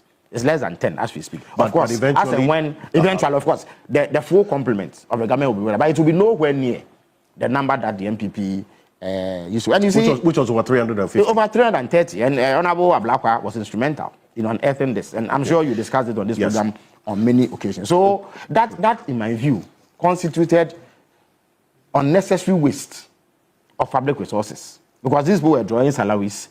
They had to be facilitated. They were given vehicles, fueled, and all that, which were fueled. and all that, and it did not necessarily bode well for the public purse. At the same time, we didn't see any outcomes that were extraordinary from what had been achieved before. To even if it was the case that you have 125 ministers, and yes, the outcomes are so monumental.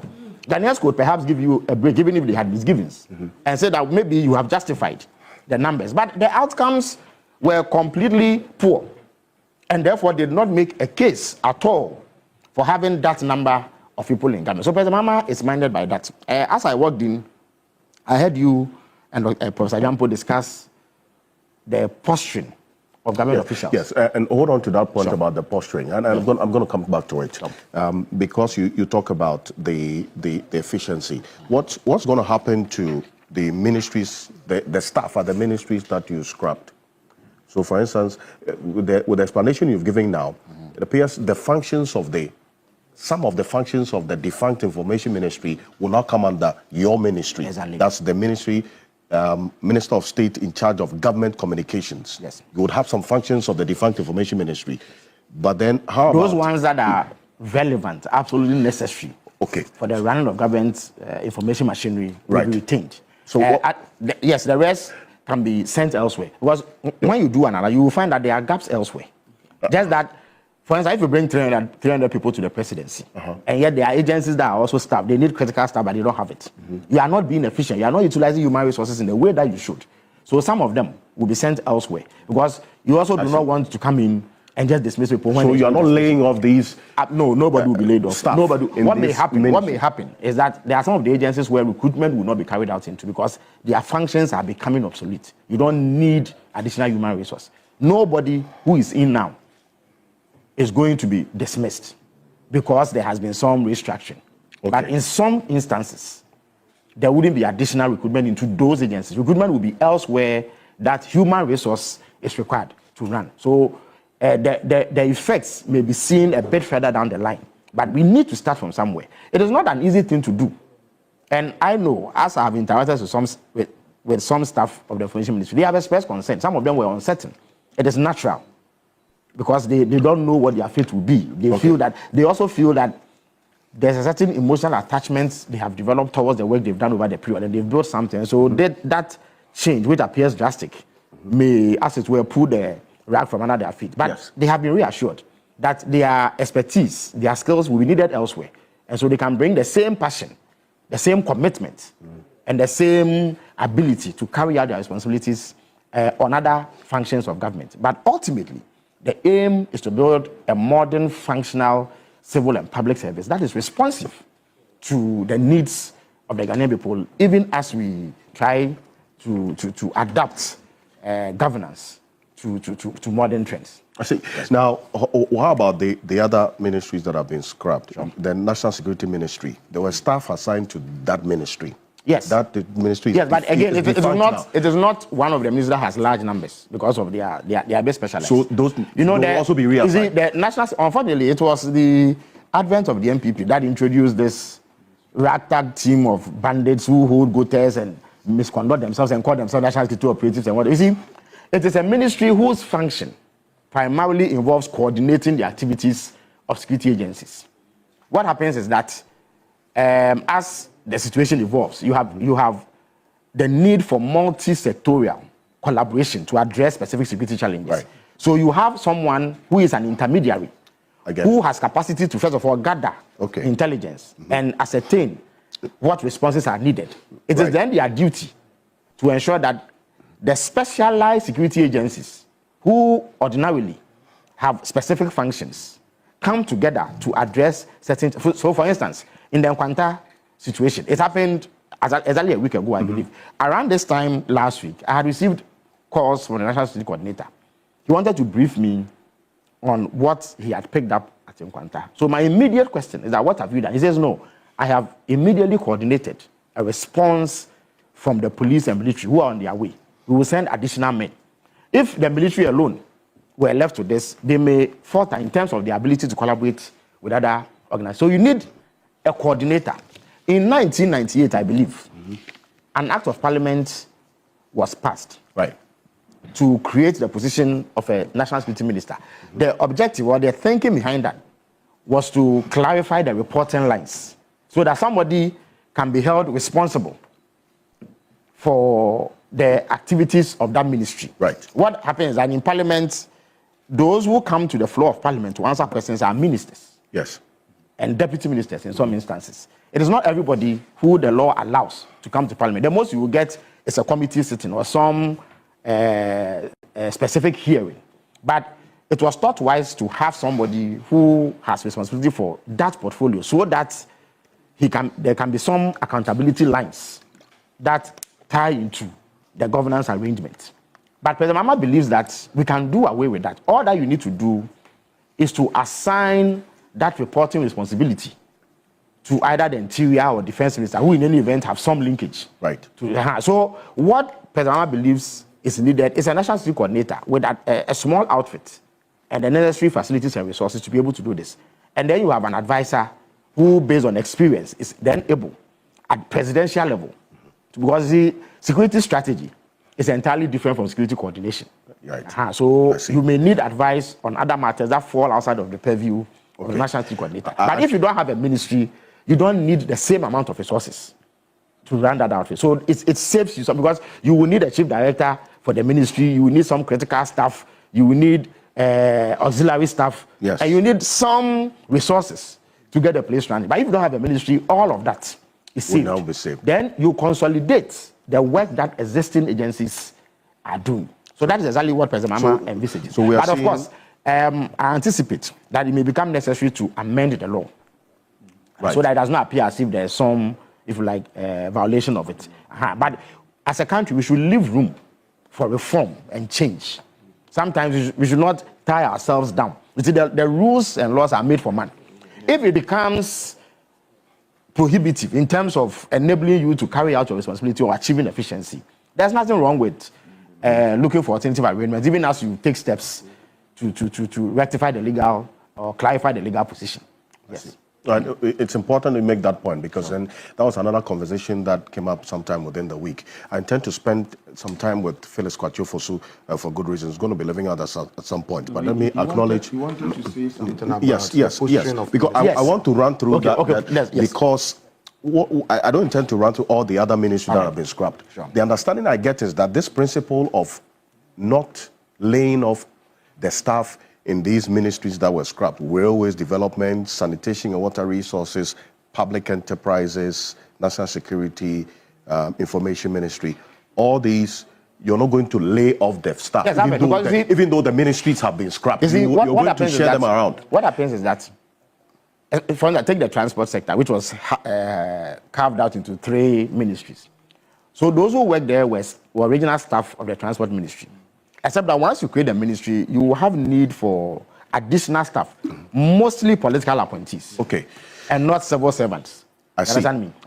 The civil service has a system through which they do recruitments on the basis of needs.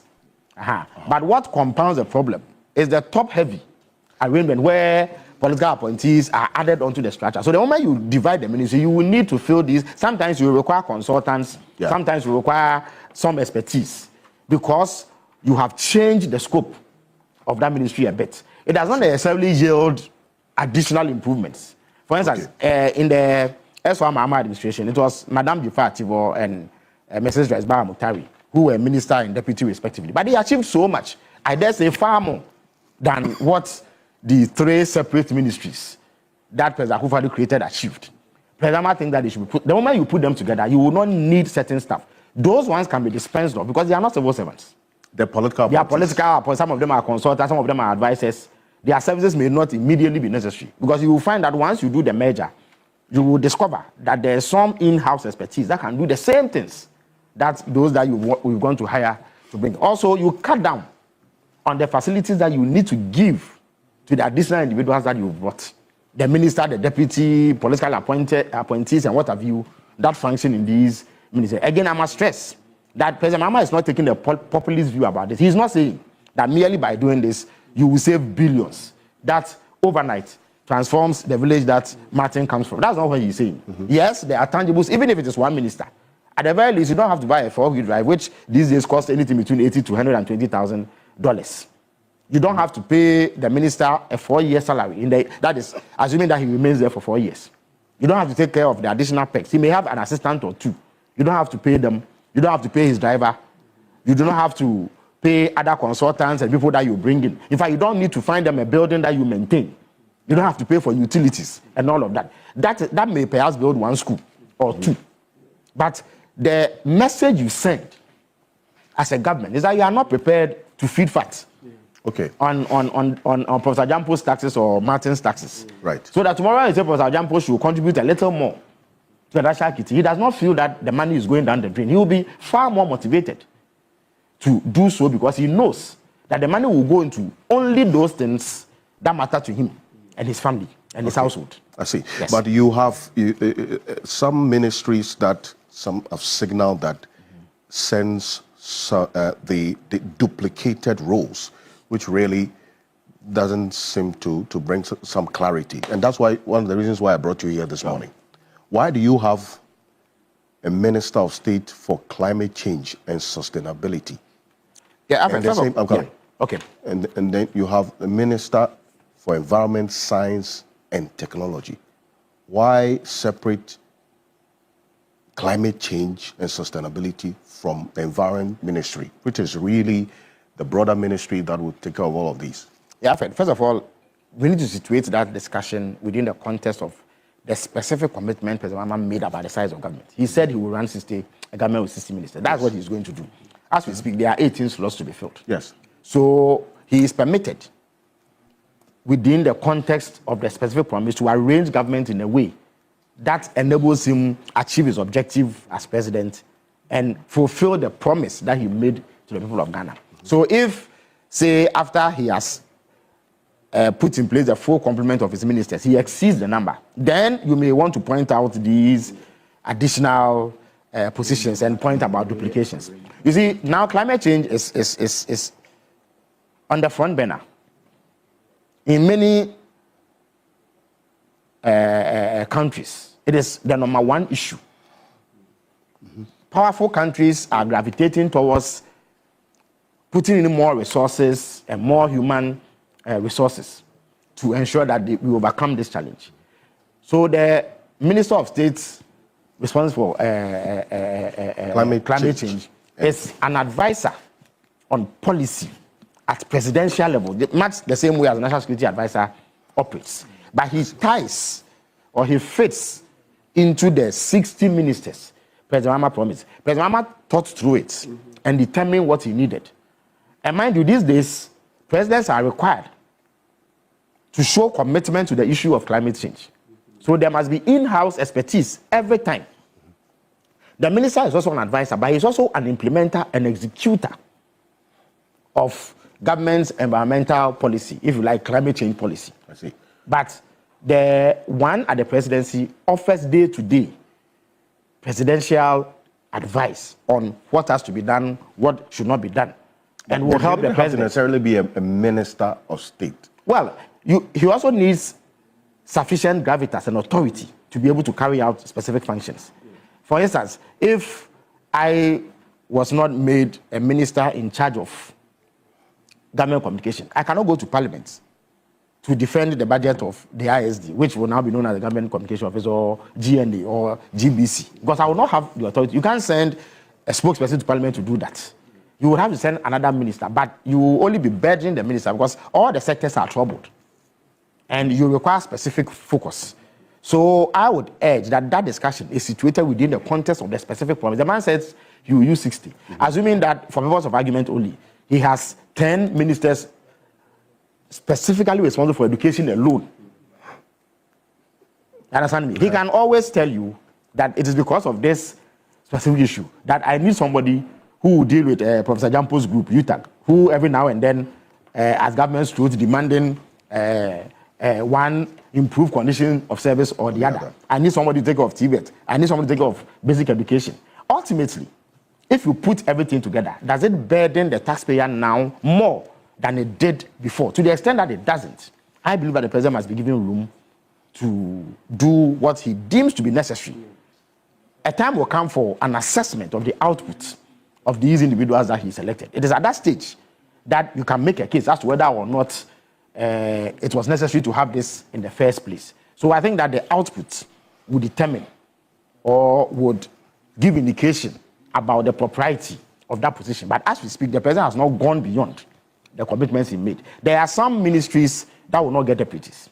Which ministries are those? Well, at this stage, I'm not at liberty to disclose, but in the fullness of time, in the next few days, that would be resolved, and you will see. The president believes that, yes, every ministry is important, but there are some, for instance, education. There are problems in that sector alone. In fact, if you take basic education alone, where we have close to 5 to 6 million pupils, the problems there are huge. You have a situation where there are close to 1.5 million Ghanaian school children who do not have access to desks. So they have to sit on cement blocks or they have to lie on their bellies to receive instruction. That alone is a nightmare, requiring significant attention and resources. Yes. You come to senior high school. The first day that President Mahama took office, he was confronted with a statement from CHAS demanding 3 billion Ghana cedis, which is owed them.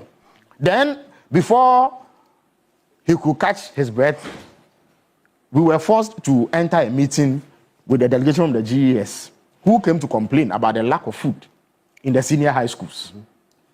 And I'm sure very soon Professor Jampo and his group will strike to demand improved conditions of service. So this is a sector that is heavy. Indeed, it is not for nothing that it takes a chunk of government's budget. And in fact, education everywhere in the world is the number one guzzler of public resources. Take the health ministry, for instance. Look at the state of health. As we speak, there is some cholera outbreak, which has gone under the radar, and I'm surprised that you in the media are not focusing on it. No, don't say we. You have not been following what we're doing. Oh, I've been following, but it does not be given the same prominence as before. It is understandable. There are other matters. No, we've been talking about it. I understand. I'm not. I concede, but I'm making the point that perhaps, for purpose of even public education alone, you should highlight it a bit more. That is a suggestion to you that you can incorporate in your work. You understand me? If you come to that sector, there are high-headed problems. As we speak, the Agenda 111, which the previous government made noise about, at the transition team meetings, we discovered that only 3 had been completed. Even then, they are not functional. As we speak, they cannot admit. The president says 70%. No, they cannot admit patients, and so none of them can admit patients today. Then we discovered that we need a colossal $1.4 billion, which is close to 30 billion Ghana cedis to complete them. So it is the headache of Honorable Akando when he takes office to think about how he's going to manage this. And then there's also the issue of the NHIS, which suffers chronic non-release of funds. And he has 8 million to 10 million subscribers breathing down his neck, demanding healthcare. So he has to take care of this. Go to energy. And sometimes I have to have sympathy for my brother, Honorable Jinapo. The first day he was called by the president to a meeting, even at the time he had not been nominated yet. Yes. I was in that meeting. We were told by Gridco and the other technical guys that to assure constant power supply, we need $200 million to make arrangements for fuel purchases. And there's a government that had been in power for only one day. $200 million. $200 million. That is assuming that the WAPCO, West African Gas Pipeline, are not able to meet the deadline or their own timeline of 1 month to fix the pipeline. We have to extend it by another month. That is making, as I'm sure Professor Jampo will kick me for using this expression, assurance double sure. And that is ensuring that we do not suffer any slippages in the event that the timelines are not met. You need $200 million. In addition to this, ECG alone has operated in a way that has left you with a debt of $2.5 billion. $2.5 billion today is close to 40 billion Ghana cedis.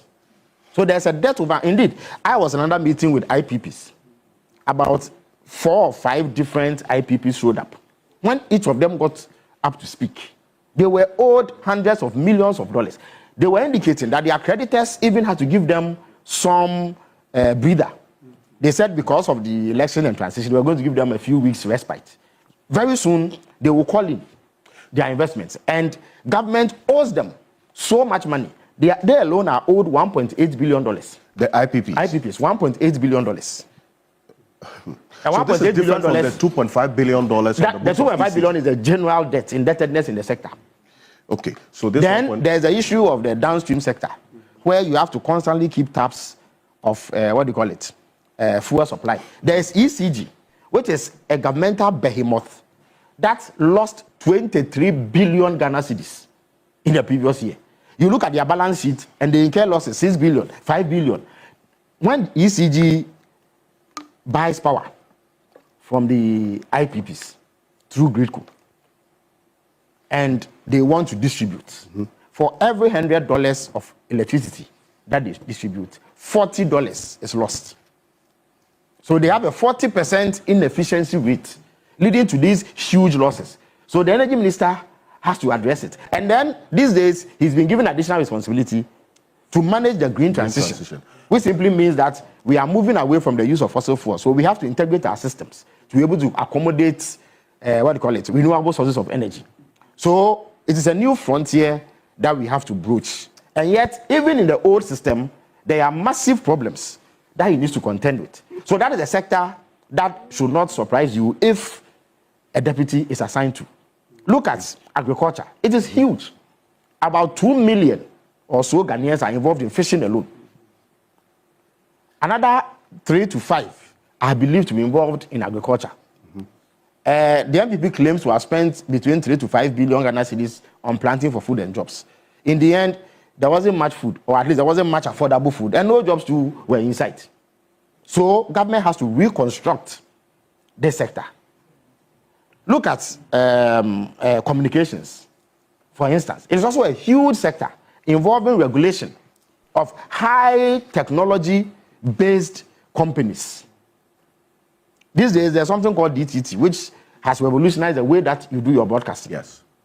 Then there are the telecom companies. Digital terrestrial television. Every now and then, there are sparks between the companies and government. Yes. Because regulating them is not easy. These are huge, rich multinationals who can command significant resources, sometimes even over and above what government has. Yes. And dealing with them requires a certain level of capacity. Look at the, the tourism sector, which is one of the biggest sources of employment for our country. Look at water, for instance. These days, there's a galamsey, which is threatening the ability of the water companies to produce potable water for all of us. Even in the sporting arena, these days, there's little to be enthused about. As a Ghanaian sports fan, and I'm the #1 supporter of the Black Stars. But we performed abysmally in the AFCON qualifier. In fact, we didn't even perform at all. It was not even abysmal. We didn't perform at all, actually, because we failed to qualify for the AFCON. Yes. And many Ghanaians have begun to lose interest in what the national teams do.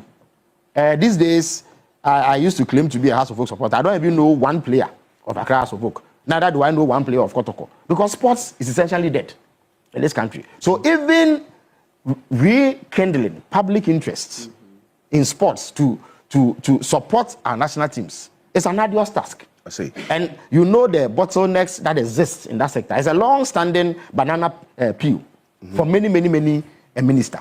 And therefore, it requires a certain level of skill. So it is not all the ministries, I see. in spite of the importance of each and every one of them, that at this moment, President Mahama deems necessary to get a deputy. But some, because of, first of all, their size and scope and the level of problems they face, will require some. So that will be done. And in due course, President Mahama will put out the names for parliamentary consideration, after which we will then finally have the full complement of the government or any other additional staff that the president wants to bring to the presidency to help the work. But he's still going to stick to the 60. That one. Absolutely. After that one, it is not negotiable. So because you mentioned a number of ministries, at least, that we know, based on what you have said, that they will definitely have deputies. I haven't said they will definitely. I said don't be surprised.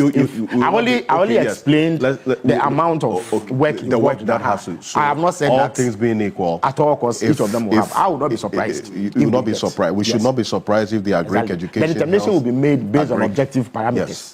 So because if you look at the maths itself, obviously it goes without saying that not all the ministries should have deputies. In fact, President Mahama has actually said it himself. Indeed, there are 16 regional ministers that have been filled already, and the 23. Even if you multiply that by 2, that's about 46. Plus the 16 is already 62, and you're adding the 3 ministers of state, including yourself. That's 65. So, would we have, for instance, deputy regional ministers? I doubt that we would. Even President Akufo-Addo, with this behemoth of a government, did not have deputy regional ministers. I do not expect that we would.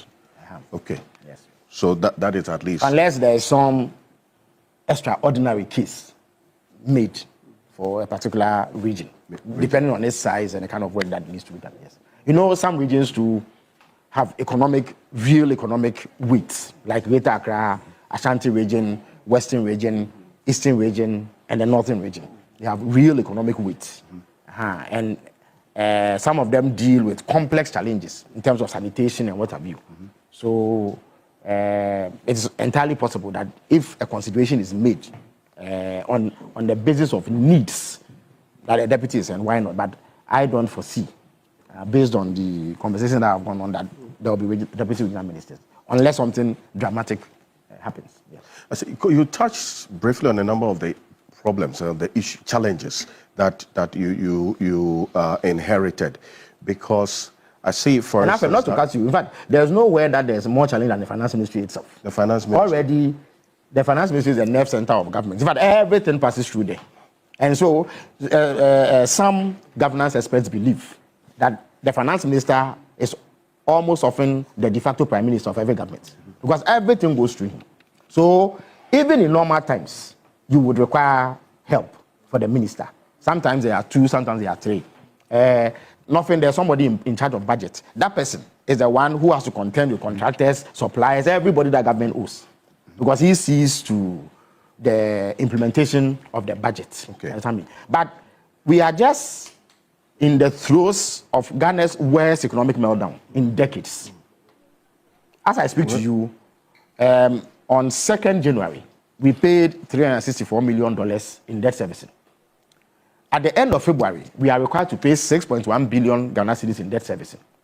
After next year, we have to pay 180 billion in debt servicing. And this is for a country whose budget is slightly above 200 billion. So what it means is that all the taxes you and I pay, and everything else that we do in this country, that goes into our budget, all of it will be used to pay debt servicing, because of the debt default, that suspension period has ended. So you can imagine what the finance minister must feel when he says down that dark barrel, where everything he mobilizes next year will be used to service debt. Because if we don't do it, we'll default again. If we default, it will be catastrophic. It will be the end of our economy as we know it. That's 180 billion. 180 billion for debt servicing alone, because the previous government was too happy to borrow, but didn't have capacity to pay. Family made money. Absolutely. 150 million Ghana cedis. That is the estimated commission that Data Bank made from borrowing. Now, they were too happy to borrow, and yet did not make plans to repay. So a new government comes into power. In the very first 2 months, we have to pay close to 10 billion Ghana cedis. Yes. And then next year, everything that we collect, if we are not careful, will be used to service the 180 billion, or slightly above that, is what is needed to service debt alone. So in the next couple of months, you have to cover the 10 billion. In fact, on 2nd January, they paid $364 million. Even that was paid only because they had to borrow from the market. I see. Next month, at the end of next month, 28 February to be precise, we have to pay 6.1 billion Ghana cedis in debt servicing. And then let me reiterate, next year, 180 billion. So cedis. The challenge, cedis, yes. Well, our economy is not up to $180 billion, so it can only be cedis. So the challenges in the economy alone requires additional hands for the minister, because no one individual can surmount this sort of difficulty. So possibly 2 deputies there. In fact, it will be justified, to be honest with you. But of course, all of it will still fit into the 60. As for the 60, no earthly force can compel President Mahama to go beyond it. So I have heard the minority leader, for instance, say that he should apologize and do more. Yes. Which is a hack back to what President Kufuor did. After he had castigated President Rawlings, he only came to power, did more. Yeah. But at least he had the grace to apologize. He was not like President Kufuor, who sought to justify what had happened. But President Mahama is committed. President Mahama, he was in a hurry to nowhere. In the end, he hurried us into retrogression. But the point is that President Mahama is committed to the 60. So even if one ministry gets more than one deputy, it will still fit. But that appointment will be absolutely justified, because, and I've broached the issue of the problems, just to let you know. Indeed, in due course, all the ministers, and I will be actively involved in that, right, in all the sectors, will open up their books to the public. Yes, we do not intend to make one excuse. Indeed, we knew the magnitude of the problem, or at least we thought we knew based on information available. And yet we took on the task of running government. So we will do what is necessary. But it is the people of Ghana who have employed us, basically. They are our bosses, and we recognize that. We need to let them know the country that we are taking over. Yes. But I must stress that we did not start with telling them what the problem was. We started with fixing the problems, like the energy problem, the feeding shortages, the challenges in secondary schools, and what have you. We are actually doing that. In fact, the feeding problem has been resolved, at least for the next month or two. On that particular point, you see, the charge was clear, even before the end of the year, that GES should consider postponing the reopening date. They insisted and they had the schools reopened, and the reality hit. Just like they did with the fuel situation, the power situation, where they refused to purchase adequate supplies of fuel for us to mitigate the problems that were going to occur because of the West African gas pipeline closure. They did the same. You clearly did not have food. The logical thing to do is to give yourself time, buy some space. So a week or two, or even say a month postponement would have boded well, giving you sufficient space to mobilize, to find some food for them. But again, on the very second day of this government, the chief of staff had to, summon a meeting of key stakeholders to find a solution, and a solution was found. And you see, again, it speaks about efficiency. On the first day, when we met the energy sector players, they were told, the meeting started at 10 a.m. They were told that by 4 p.m. that day, they must bring government a proposal to address the difficulty. And indeed, by 4 p.m., they had brought us the proposal. It means that there is quality human resource in the ministries, departments, and agencies. It's about giving them the right kind of motivation and unleashing their potential. I sat in that meeting. I see. And I have some energy background, so I understood the issues. But I was amazed about the quality of discussion and how quickly they were able to cobble up a plan together to ensure that, and indeed, it is that plan that we've been implementing. And thus far, as I speak to you, by the technocrats. Technocrats, with supervision from the energy minister designated, the finance minister designated, and myself to oversee communication around the matter. And it is that plan that they brought us that is helping resolve the problem. As I speak to you, parcels of fuel have landed, they've been discharged, more is on its way. So the immediate threat that we face has been averted. Unless something catastrophic happens further down the line, we've averted that. But the point that I was making is that there's a need for the people of Ghana to be told this. Yes, because they will be told. In fact, President Mahama charged the first batch of ministers who were sworn in to make arrangements to ensure that the story is told. The point is not to demonize anybody, as the MPP did in 2001. You know, they used to see up paper just to show that things were so bad. They did the same to us when we came in. So this is just beyond the politics of it. You want to tell us, there must be transparency. How the meat has been eaten to the bone. You see, Alfred, I encourage you and other media organizations and analysts like Professor Jampo and Martin to carry out intense scrutiny of this government. Don't wait for us to leave power before you come and open up the books. Open it whilst we are there. We are a bit more tolerant, as you know. We are not going to fabricate falsehoods to smear you or unleash national security goons to silence you simply because you said something that is unpleasant. And in fact, free speech is guaranteed. It is not government that confers the right to free speech on anybody. It is an inalienable right. Good. What that means is that the moment you are born Ghanaian, by virtue of the fact that there's a document we call a constitution, you are free to criticize me, the Minister for Government Communication, dismiss my work, indicate that I'm a waste of time, I'm a drain on the public purse, and that my output is not satisfactory. You should be able to say that and go and sleep easy and wake up the following day and eat cocoa or drink tea and have peace of mind. You should be able to say that you don't like the color of President Mahama's dress, or that a minister's wig is not properly put on, and still sleep easy. Indeed, if the writers of the Constitution anticipated that speech would only be pleasant, there will be no need to guarantee the right. Because if I'm only going to praise Martin, why would you need to do a law, pass a law that stops him from seeking retribution against me because I have criticized it? The framers of the Constitution anticipated that speech will be unpleasant, and that often those who have power want to suppress speech so that their misdeeds are hidden from the public. Justice Louis Brandes, an eminent jurist of the past in the United States, said that sunlight is the best disinfectant. Yes. So the thing that keeps governments on its toes the most is constant public scrutiny. The fact that I know that Martin will be up in arms against this government if we do not do ABCD is the very thing that will compel us to do the right things all the time, because we don't want him to be on our case. Yeah. So President Obama encourages, all of us encourage, indeed, no public official should ever have the right to put themselves above criticism. That's why I have gone public to express my opposition to even the contempt powers of court.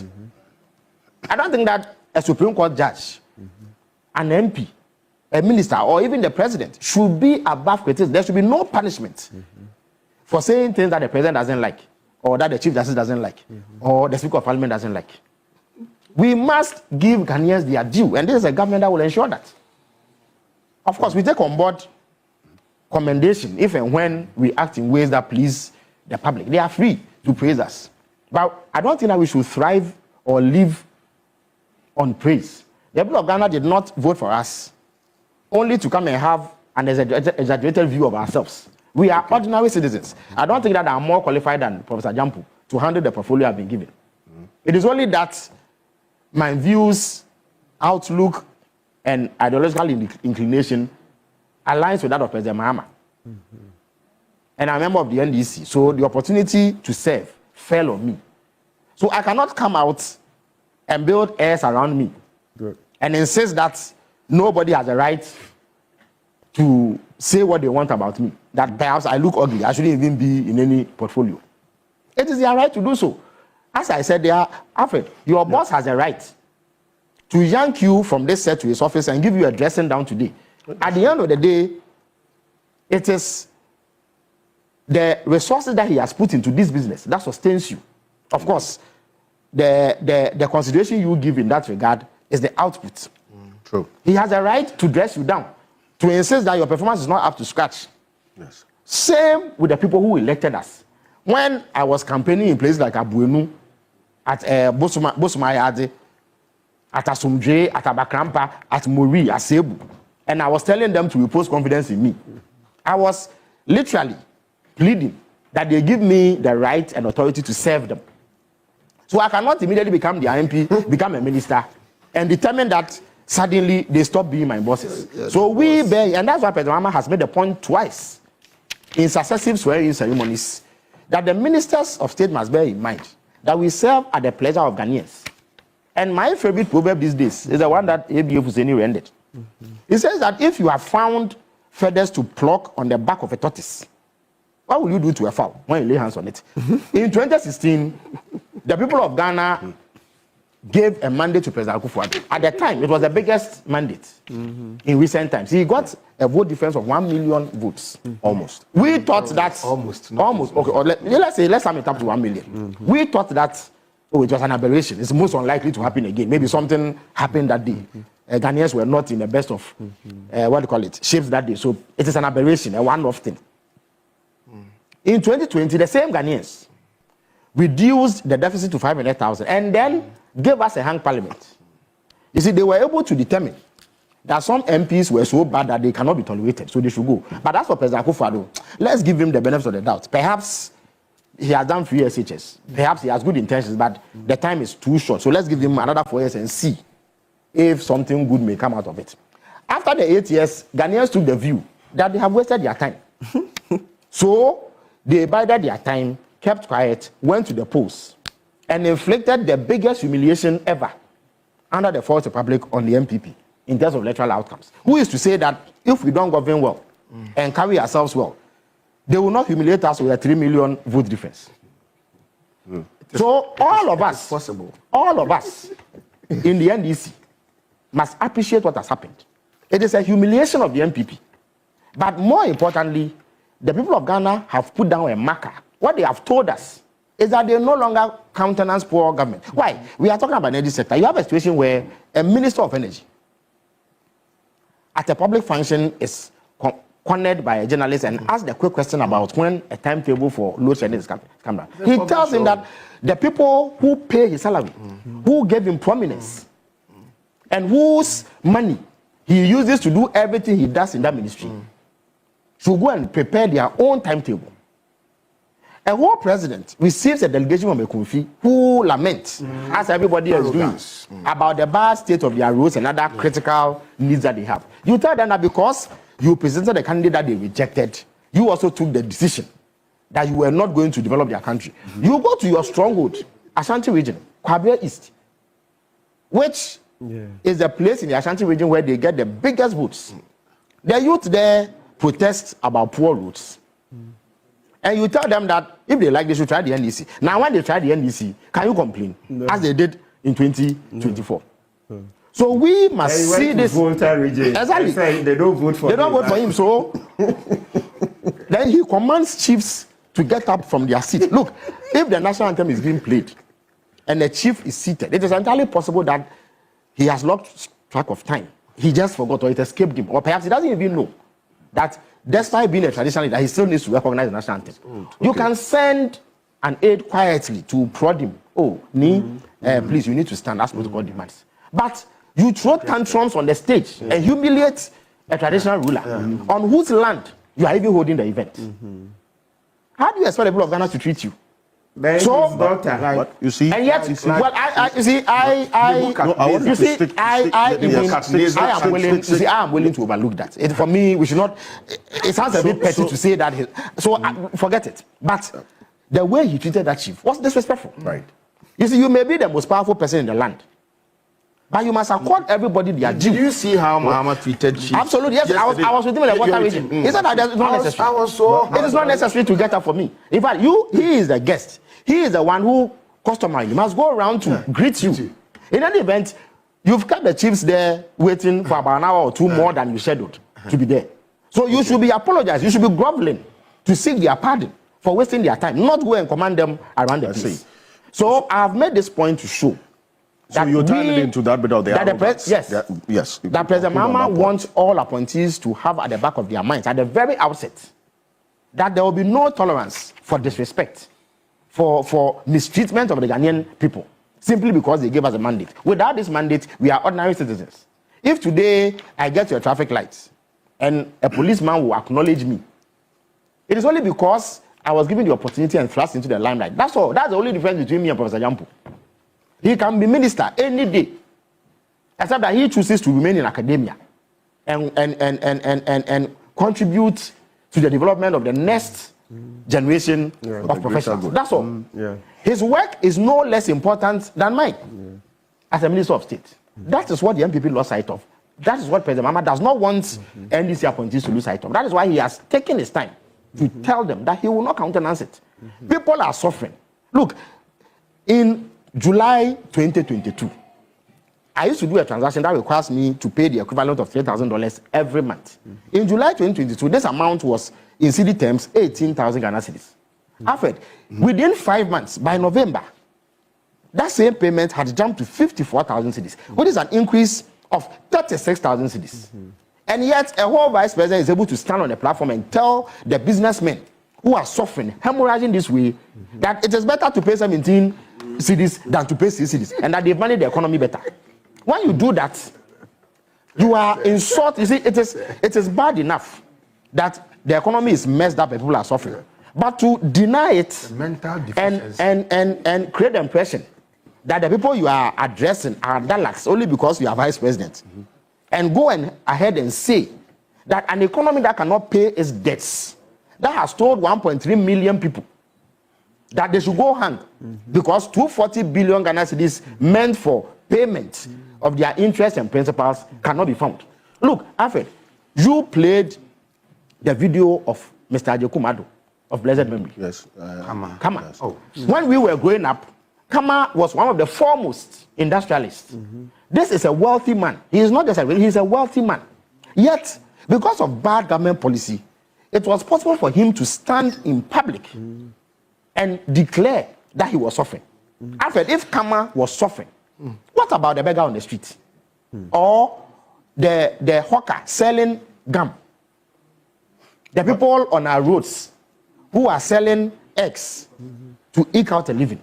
And yet, after all this, you are able to stand on political platforms, dance and sing, jump about, and declare that the economy is better. You have managed the economy better. And go and bring dubious statistics to throw that into the eyes of the public. But the mama says that will not be tolerated. If there are problems, acknowledge that there are problems. You see, the average voter is reasonable. And I have come to respect the Ghanaian electorate so much.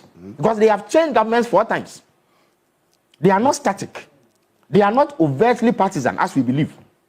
Yeah. Even if they support a party, they have capacity to change their minds if they think that the party has not performed. Yes. You see, the average voter is reasonable.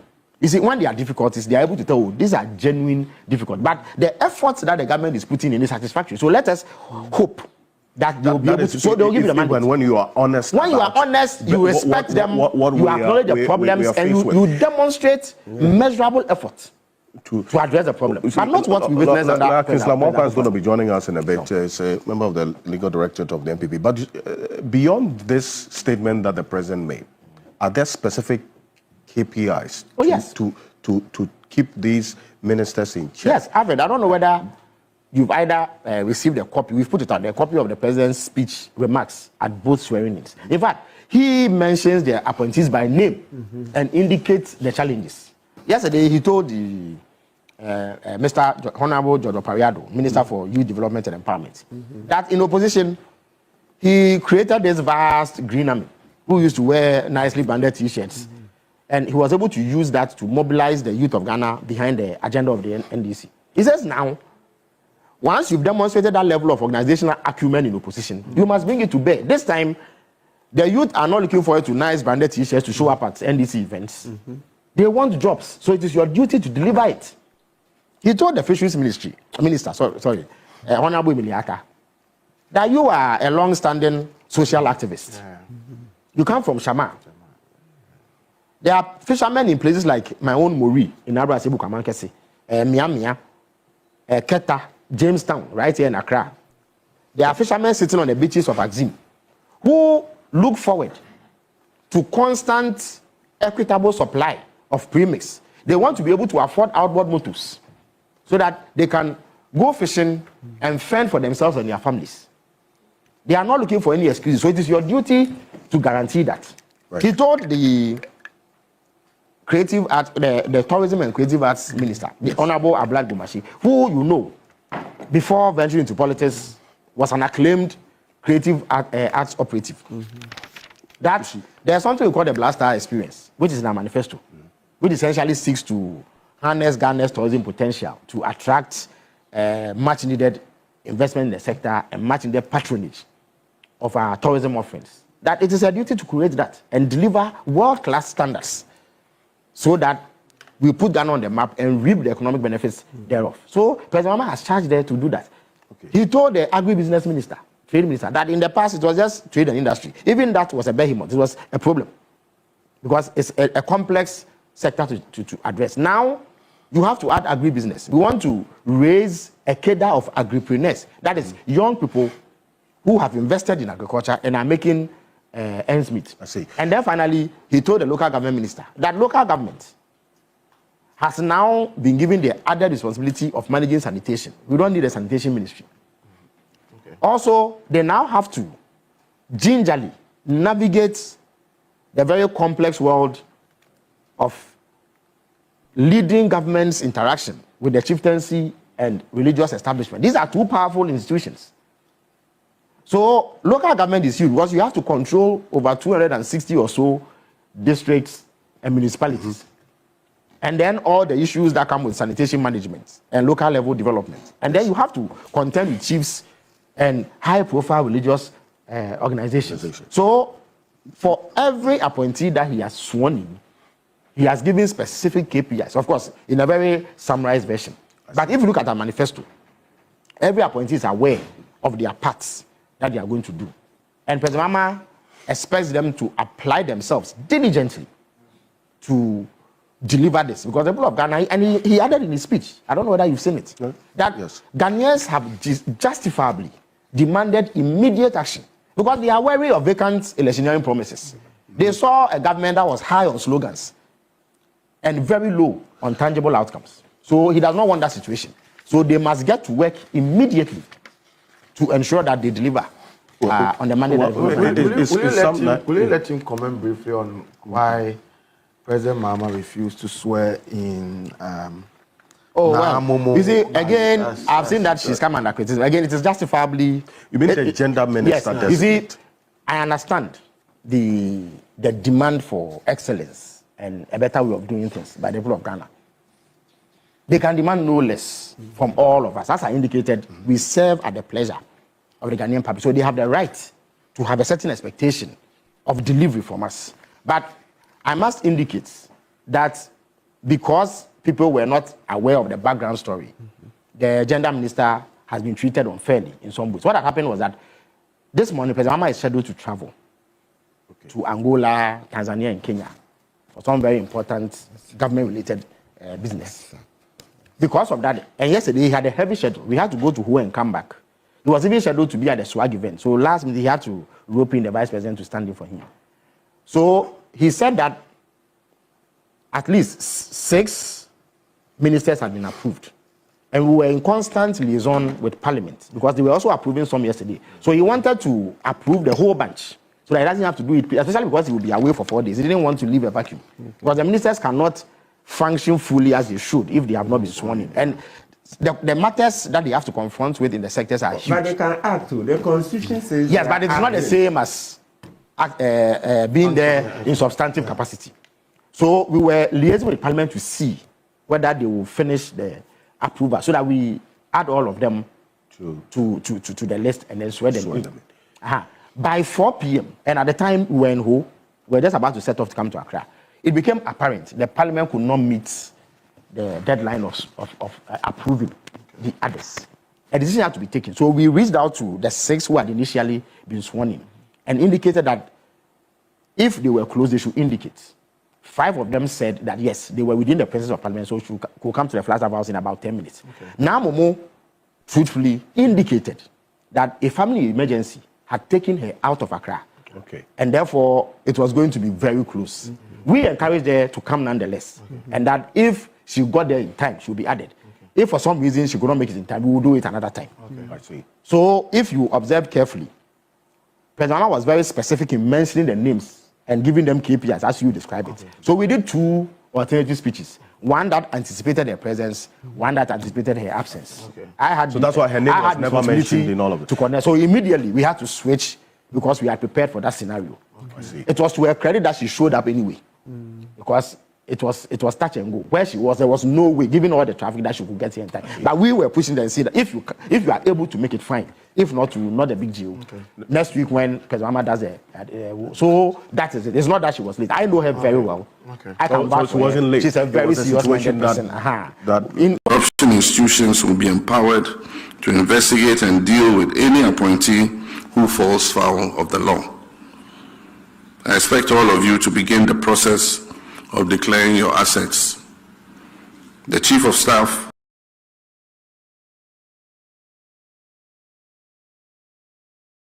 Yetonka fine. But what even can? And yetonka. Sometimes, there are certain things you feel comfortable doing because, we know ourselves, especially when we bit in a class. You see, you form that bond and there are certain trivial engagement. Who say familiarities be na eba? Yeah, those familiarities, create this kind of trivial output. Engagement in some confrontations be clearly and necessary, especially this time, considering the exigency of time. Never be a agency, Charlie. Kind of when you bro. I'm saying I'm Mr. appointment. President Mahama ba appointing nipa. Nipa no be vetting committee. They will be approved. Those things, say Mr. are routine. I don't pay much attention to these things. the raw deal will start when these people kickstart the various engagements na constitutionally near their mom. Hoping say they will deliver. That is the crux of the matter. But all these trivialities running up to me, I don't pay much attention to them because hardly nobody who say an appointee, the nomination will be rejected by an appointment committee. Last 4 years at Kroma, and Nipa more corner. Now they had a lot of red flags. Kendo Foriata, several other individuals. There was this public disenchantment out there. Let's drop them. Yeah, nobody knows what happened. They passed them. So it's quite unusual to have some of this appointment committee come into a conclusion, say, yeah, rejected will be appointment. It doesn't happen, especially in our part of the world. But I want to see say Juma no mandate na ahotoswa Ghana for the President Mahama no no sunya GDA at the man these individuals no and conquer turn out to be a homaswa kind of me munipa sa kasafine sa anyama na esaya egu akufo ado aban no that thing no enisi ye behu bi na yentimi ma this appointment engender hope, engender confidence, inspire man for say indeed we have really ushered ourselves into a new realm of governance, a new realm of politicking here in Ghana. And aim towards looking after the larger interests of the country, the welfare of the people, and the larger aspirations of Ghanaians, will be safeguarded and will be guaranteed. Ghana for so in that will invest trust, they will invest confidence, they will invest their support in this whole governance structure. Na yenyina no yenya de yepe because enya da bia na ba batena ba ye NDC MPP na ye drag ye back and forth. At the end of the day we are making no gains, we are making no progress. It's just back and forth. We can't continue to do that politics. So I think this is the time for us to just realize Ghana for near be in terms of politics, and they are not interested in those emotional charge partisan activism, that kind of emotional crusade. Ghana for want the job to be done, and I think people sitting at the committee and other people should just realize this. Now you move on, and I like the shift where President Mahama had an appointment, because Omeki promised to appoint 60 ministers, and I think that he's in line to deliver. And barely 2 weeks in here, they say almost about 70% of his ministers, Watimi Abomudin aka deputies in Kwan, they say among for a train.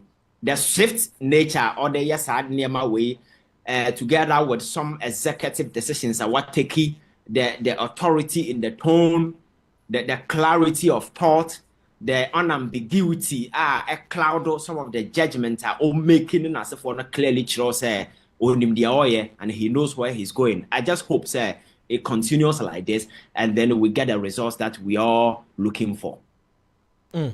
Ivan, I mean, now, what make key point to be about say enkonkoye as usual, say ya nominate womo, ya vet womo na eja wombebano na afedie the work na nkasanga say the ma womo no womu ntimi me show the quality of appointees no menim say omunya nhye womo adwuma ase but do you think say any dodo no ana to de bia na manfo ka bu wa bebe hu na eja near fix friend is saying round hole near the pegs square near the shishimu na enkoye na enyeyi mami musa o so far list about bontini. Would you say there is any particular name bia na won expect say say din we there Mr. Susebia and Kenya say count? I think this time round, he has been tactically exceptional, and rather that is what I told Abeku Santana when he asked me the same question. Because Dr. Ren, as I heard the first 3 ministerial appointment of President Mahama Emeki, you and I will admit to the fact that these 3 sectors, and they're the most crucial, considering the stage we find ourselves in, because. So we had the state of the economy, maybe the energy, the looming energy crisis, and to take some of the executive critical decisions go into this ministry, you need advice of the Attorney General. So in a quick way, to be able to set up just 3 ministries in the first place, he's being strategic. Because energy, you know the crisis, Abra Akufo-Addo Aircore, the looming doomsaw, then the energy sector crisis, and as for any financial turnaround to be able to come from the finance ministry, then you need the advice of the AG when it comes to some of the critical decisions that the president will be making, and as for and the individuals he appointed, personally, I am not somebody I celebrate credentials, need those kind of stuff until say nipa na juma obeye. But over the years, I can tell you, say, one person why at the forefront, what leading economic discussion in this country has to do with autoforcing.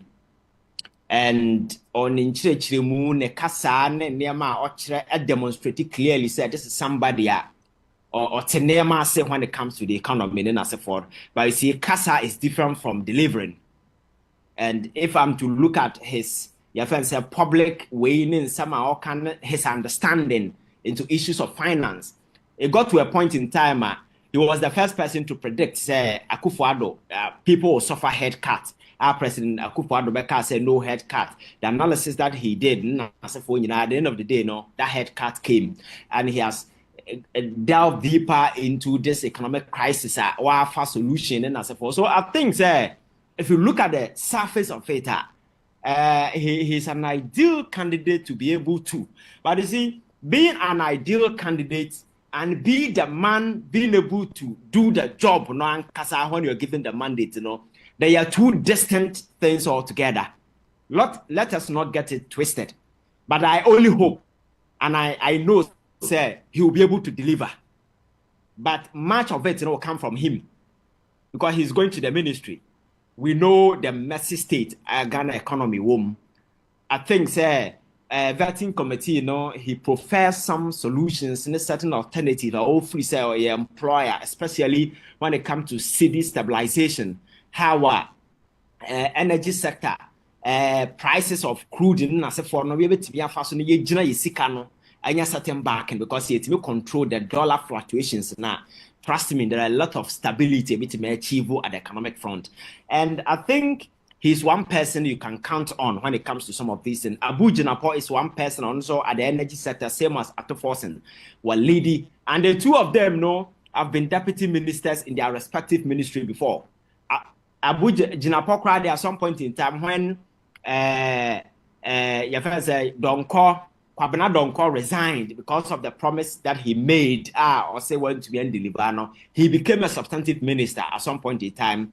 So, and in the last 8 years, somebody at the ministry, also demonstrated certain weight, knowledge, and as if why very extensive.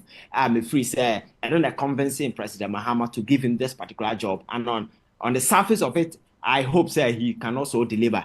One appointment, and I'm so much impressed, the Attorney General. Dr. Anyi, because if a man wants to pay attention to him, he's not a loud person. He's not unusual, your friend is saying partisan, your friend is saying driven person. Or you'll be a third now or no, onim the oye, and or you'll be a ubihunu usual political mantra and as a form of odi. So to have such person an Attorney General, no clearly say. Or my advice, now we are president, now taking it serious. It will take you far because his views are not often influenced by this partisan stance in as a forum. And he's not somebody you can drive him to do witch hunting. For him to take a case or prosecute, now we need the merits and the other side of it. So, or take a case now, say, over the years, Eddie has to do with attorney generals who become, your friend is saying, more or less like Goro boys of the president. They are working to satisfy these larger political aspirations of political parties. Such sentiments will come. But you need somebody our clarity of conviction. And will take key issues. Now he's looking at merit, not just the political aspect of it. Because political aspect of it, so over here, Abranti, your call now, no idea. Cases not fire, no do not drop here. especially or they are to force in case in as because the motive no na you politically you find say intensive, and such cases you will crash because the evidential value a more credence to go ahead with some of this prosecution. You get to the middle of it and you realize that you don't have it, but you took the case because of certain political sentiment being expressed out there and as a forum. So I think with Dr. Ayi, with that clarity of thought and with the in-depth legal knowledge at the law school, I think there are a lot of people watching from one there. He understands some of these things. On the side knowledge, to this department, I'm sure Ghana will benefit immensely and several other appointments. So, Dr. Ryan, the good thing is that so far individuals in now do musiwa. Obesia, ubenyo obia credentials are betima tauteno. But these things are different from delivering on the job. But as to whether they will deliver or not, as Ghanaians are here for their arms are here, we are yet to see. Consider the cultural expectations are quite high. And these individuals cannot afford to fail the president. Same way the president cannot afford to fail Ghanaians. So, a sworn duty on you as an appointee, as a minister, to do things right and just. Sebaya obey to satisfy the why a president appointee no so be in return be to satisfy Ghanaians. So I think there is a big task going forward that if they realize this and they don't drop in the way, very often people get filled with arrogance of power and then as a foreign they get lost in the middle of power and then as a foreign. I think we can go. Yes, so for appointment, the president has been given mandate to appoint people. As to whether you disagree or not, he has the power. But you see, at this early stage, preempting might sound a bit weird because he's appointing them. Nobody has taken charge. And I think in a month or two, or maybe after 6 months, or maybe 1 year into the conduct these people exhibit at the various offices, I think they're in the better as to whether they qualify, they can do, or they cannot.